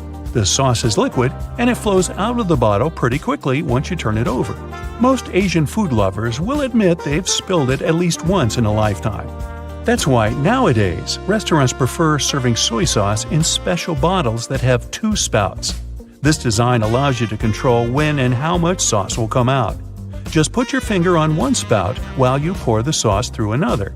If you press your finger tightly to the spout, the sauce will stop flowing, and if you remove your finger, it will flow again. And please do not remove your finger in a restaurant. It will freak everybody out. You've probably noticed that train and bus seats are covered in fabrics with weird patterns. Any idea why? They use these patterns to cover any germs and stains on the seat. Oh boy. The brighter the color and the more patterned it is, the harder it will be for a passenger to notice any stains and get grossed out. Also, the patterns are usually so ugly that no one even wants to look at them for long enough to spot any stains. So yeah, the pattern is there to make you look away, and if you look, to make it less noticeable. No bus will ever have plain white seats, that's a guarantee. The middle tab on soda cans can be flipped around. You can slip a straw in place so you don't have to hold it up to your mouth. This Stay On tab replaced the pull ring tab created in the early 60s. You remember those, don't you? Those could be quite sharp and easily discarded where they could be a menace for others. Now you can pop your straw straight into one. Also means you can produce some bubbles and make a mess like a 3-year-old. Sometimes, when you purchase an article of clothing, you receive a plastic baggie with an extra button and a swatch of fabric. While the fabric is clearly used to patch holes, it can also be used to test the effects of various cleaners on certain surfaces. It's handy, too, to test wash cycles before using them to wash the whole garment. Escalators have those fluffy black brushes for a similar reason that some have yellow lines on their steps, to try and deter people from getting too close to dangerous places. People don't always take notice, and sometimes clothing can drape close to the point where the step meets the edge or skirt. The brush is a little barrier to help prevent this from happening. They can also catch bits of fluff and prevent other small things from falling down into the gaps. Those takeaway containers most associated with Chinese restaurants are designed to not only carry your food home, but to store it in the fridge. They double as a plate, as you can eat straight out of them and don't have to worry about dirty dishes. Yay! They were actually patented way back in 1894 to transport freshly shucked oysters and were known as oyster pails. They were later adapted to use as leak-proof containers for food. Ever wondered why coins have those little ridges along the edge? It's a leftover from earlier times when they were worth more. Counterfeiters could easily file the edges off to sell as gold or silver coins to make some profit. The ridges were created so it was much easier to tell which of the coins had been altered. It's not needed today, but the coins still have that altered style. All crackers and some cookies have holes to make sure the final product has the right texture. These teeny tiny holes allow steam to escape, so your crackers and cookies won't snap. If it weren't for these holes, also known as dockers, steam would build up inside the treat, and the final result might have been scrumptious, but it would have been rather oddly shaped. Dogs like to walk in circles before snoozing because they inherited this behavior pattern from their ancestors. There were no special doggy beds back then, so most pooches would have to push down tall grass to make a sort of snoozing spot. Plus, as a bonus, those movements scared off all the critters lurking in the vegetation. Donuts are ring-shaped for a similar reason. If they hadn't had holes right in the center, the dough there would have always been undercooked. By the way, they're often associated with the police because back in the 1950s, donut shops were among the only places open late. They were a perfect place for police officers to grab something to eat and even deal with some paperwork during the night shift. Your jeans are blue on the outside and white on the inside because of a smart way to weave the fabric. The warp thread is dyed, while the weft thread has no color. It's just white. This way, manufacturers reduce the amount of dye needed for each piece of clothing. And they're still dyeing to make the jeans. Have you ever wondered what these extra holes at the top of your running shoes are for? They're designed so that you can tie the shoes in multiple different ways. That's useful when you want to compensate for things, such as a bad stride or even a damaged toe. Plus, you can change the look of your shoes the way you prefer. Many people use a dust jacket of their book as a bookmarker. No problem with that, it will save your book from bent page corners. But the primary purpose of a dust cover is to keep the book safe from distortions. For instance, if you spill juice or drop some of the food on your book while reading it. The Tic Tac dispenser has this little groove on its top, so you can dispense only one Tic Tac at a time. Even though, let's be honest here, nobody does that. Most of us just spill a whole bunch at once, and then we wiggle all those extra Tic Tacs back in. Those rubber bumps you see between the tire treads are there for your safety. The raised edges tell you what the minimum height of your tread is. If the bump and the edges are even, it's time for you to visit the tire shop as soon as possible. But if the bumps are well beneath the level of the edges, you're good to go. What about that black grating on the microwave window? It's something called a Faraday shield. And it's there to prevent microwaves from getting away and turning the entire room into a Faraday cage. If the microwaves escape, your meal won't cook properly either. So yep, the cage is not there to make it difficult for you to see your meal while it's cooking. It's keeping the electromagnetic energy inside. How about a wrench-compatible screwdriver? Cover your screwdriver with the end of your wrench and you can increase its torque. That's why the head of your screwdriver is designed the way it is. When you have odd angles, you can use this strategy.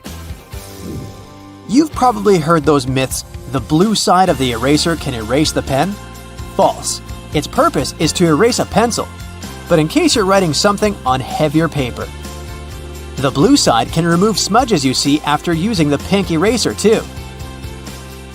Have you ever wondered why oranges in supermarkets mostly come in the red mesh bag?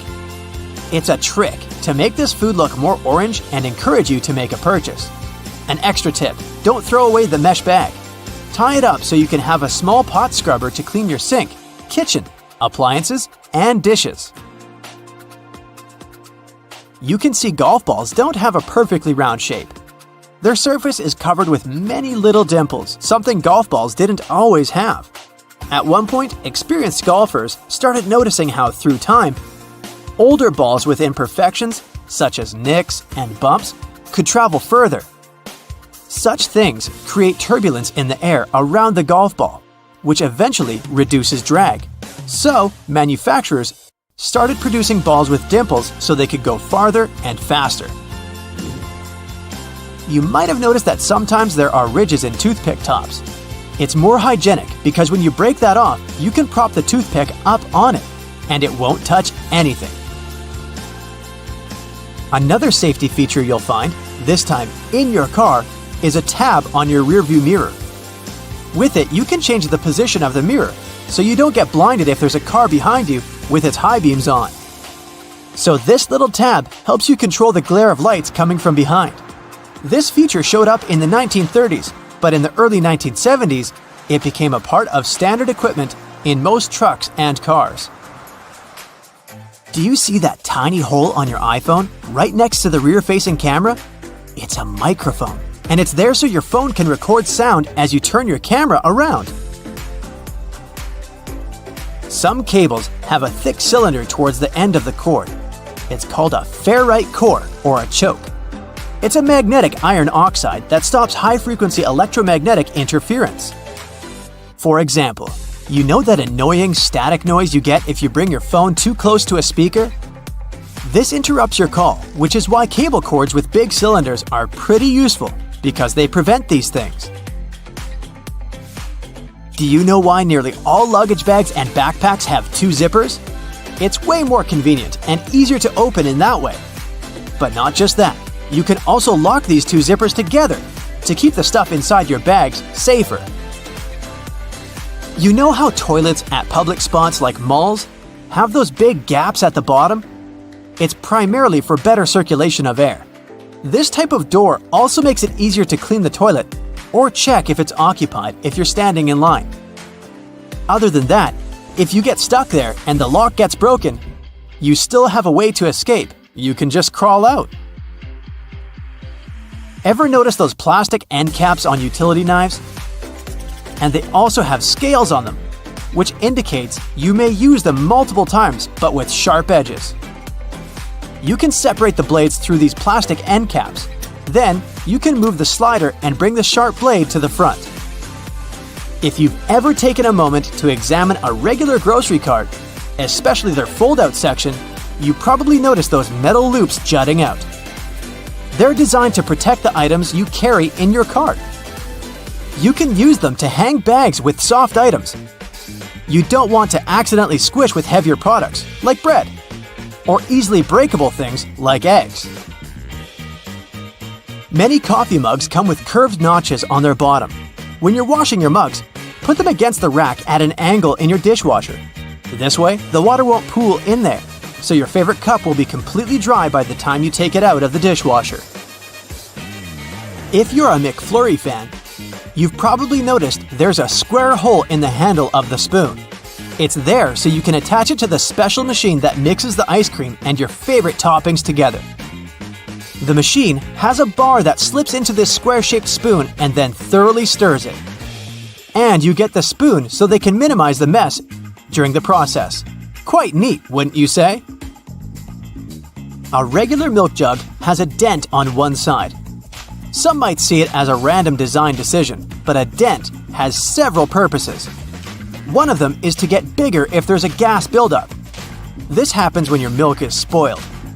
So you don't even have to try to check this out. Also, the dent is there so the jug doesn't burst if you accidentally drop it. The dent allows the expansion space that deals with the sudden pressure that happens when you drop the jug. Dental floss. Sure, it's important for your dental health, and it's easy to assume what you do with it. But dental floss is great in the kitchen as well, because it's a very precise cake slicer, way better than a regular knife. Most kitchen shears have a serrated opening right there at the center where the blades and handles meet. It's something you can use to trim difficult herbs such as rosemary, thyme, or chives. Because of this opening, you don't need to pick the leaves off by hand, but de-stem them in one motion. The majority of gelatin containers or single-serving yogurts come with a tinfoil lid, and in most cases, you can use this covering as a disposable spoon. Just peel away the covering, and after a couple of simple folds, you'll have a perfect little spoon for your midday snack. The seatbelt on the passenger seats has a fabric loop. When put under a great amount of pressure, the stitches on the loop rip apart, so the excess fabric can assist in cushioning the passengers. The extra few inches can make a great difference within a dire circumstance. However, there isn't one on the driver's side. As the driver is so close to the steering wheel, it's safer for them not to have one. Seatbelts were originally invented in the mid-19th century, though this technology wasn't brought into common practice until the 1960s. Pre-collision sensory technology has assisted with developing the safety of seatbelts and other features to the next level. Effectively predicting a car's collision, the technology directs the seatbelts to automatically tighten, aligning the airbags and ensuring the brakes will be preloaded to reduce shock. Every year, 6 million car accidents occur, which explains why all cars still must continue to develop safety features, not only to alleviate accidents, but to protect people more effectively within their cars. The materials that make up the body of cars only started getting replaced within the last 25 years, ranging from aluminum and magnesium alloys to carbon fiber composites. These lighter materials not only enable a more fuel-efficient journey, but they also ensure that when a car is in an accident, its build provides a crumple zone. As a car hits another object, the crumple zone absorbs energy from the collision. Although this would appear to cause more damage to the car, it helps prevent impact on the passengers. Front and rear bumpers are very underrated, and due to their long history of being used in cars, you can't imagine a time we didn't use them. They were invented in the late 1800s. The bumpers evolved over the years to the point we don't even realize we have them. But they're there, quietly waiting under the outer covers, consisting of compressible foam or plastic around a rigid reinforced bar.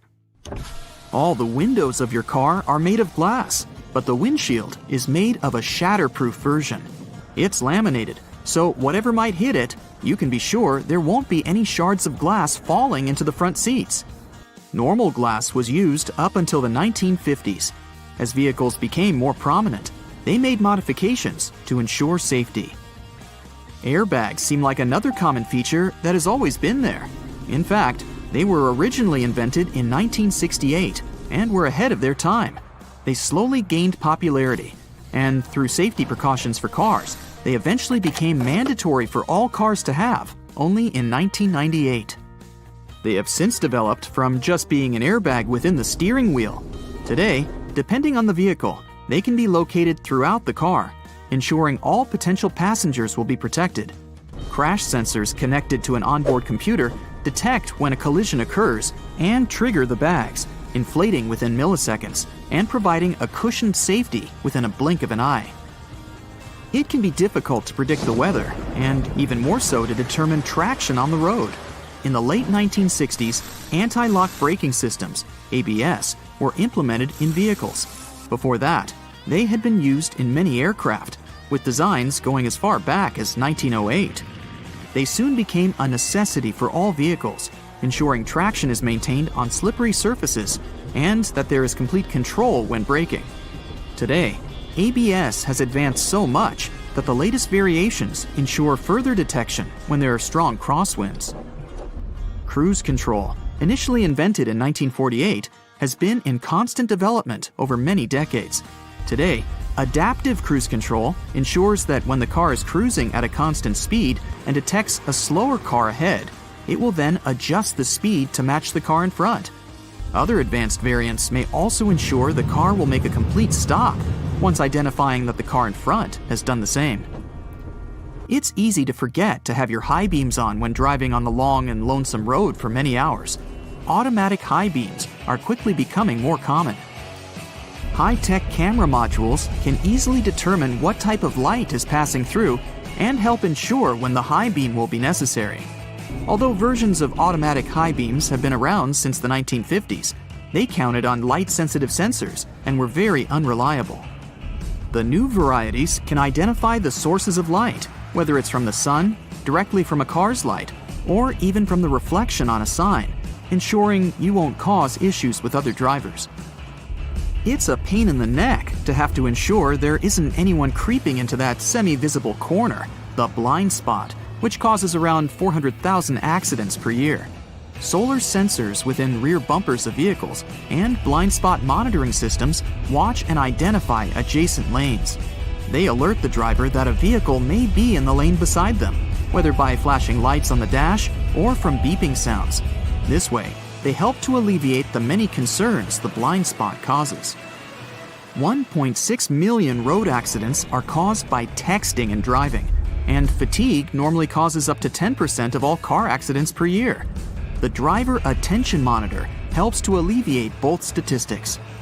It works through sensors that monitor the car's movements and the amount of steering corrections to ensure the driver is paying attention to the road.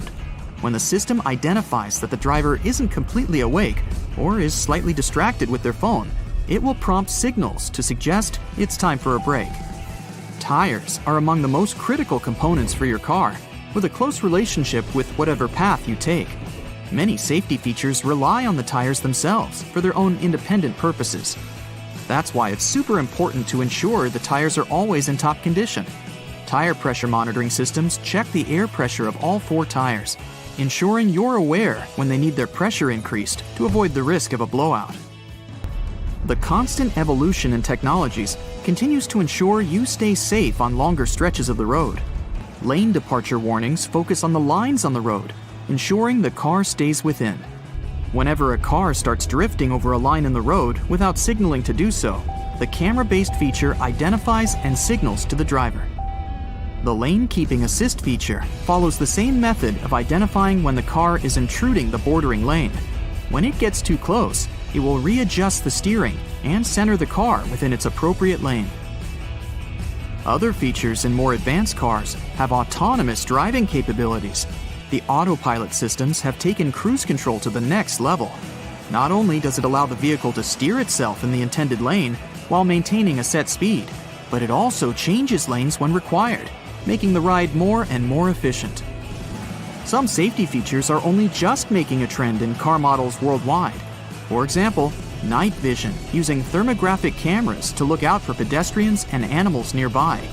It goes within the infotainment screen, facing frontwards and identifying objects from their heat signatures. It's estimated that there are over 1.4 billion cars in use worldwide, and as the world's population increases, it's expected that the number of cars will follow suit. Safety features will continue to adapt further beyond what we know of today. Infrared headlights will be further adapted to be used in conditions with poor visibility, like storms, snow, and fog. They'll be capable of enhancing the visibility of the driver in all conditions without affecting the sight of passing drivers. Driver override systems will soon be able to monitor and identify human behavior. Whether due to reckless conduct on the road or for other safety precautions, cars will soon have the functionality to take complete control of themselves, ensuring both the passengers and the driver's safety. Augmented reality windshields are in early development already, providing some indicator reflections from the dash onto the windshield. So it's quite possible that soon all necessary directions from maps and alerts will appear right in front of the driver to ensure they never take their eyes off the road.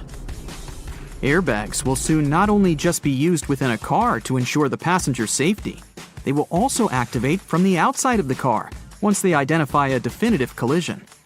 The airbags will inflate outwards, covering the entire outside of the car and drastically reducing its impact.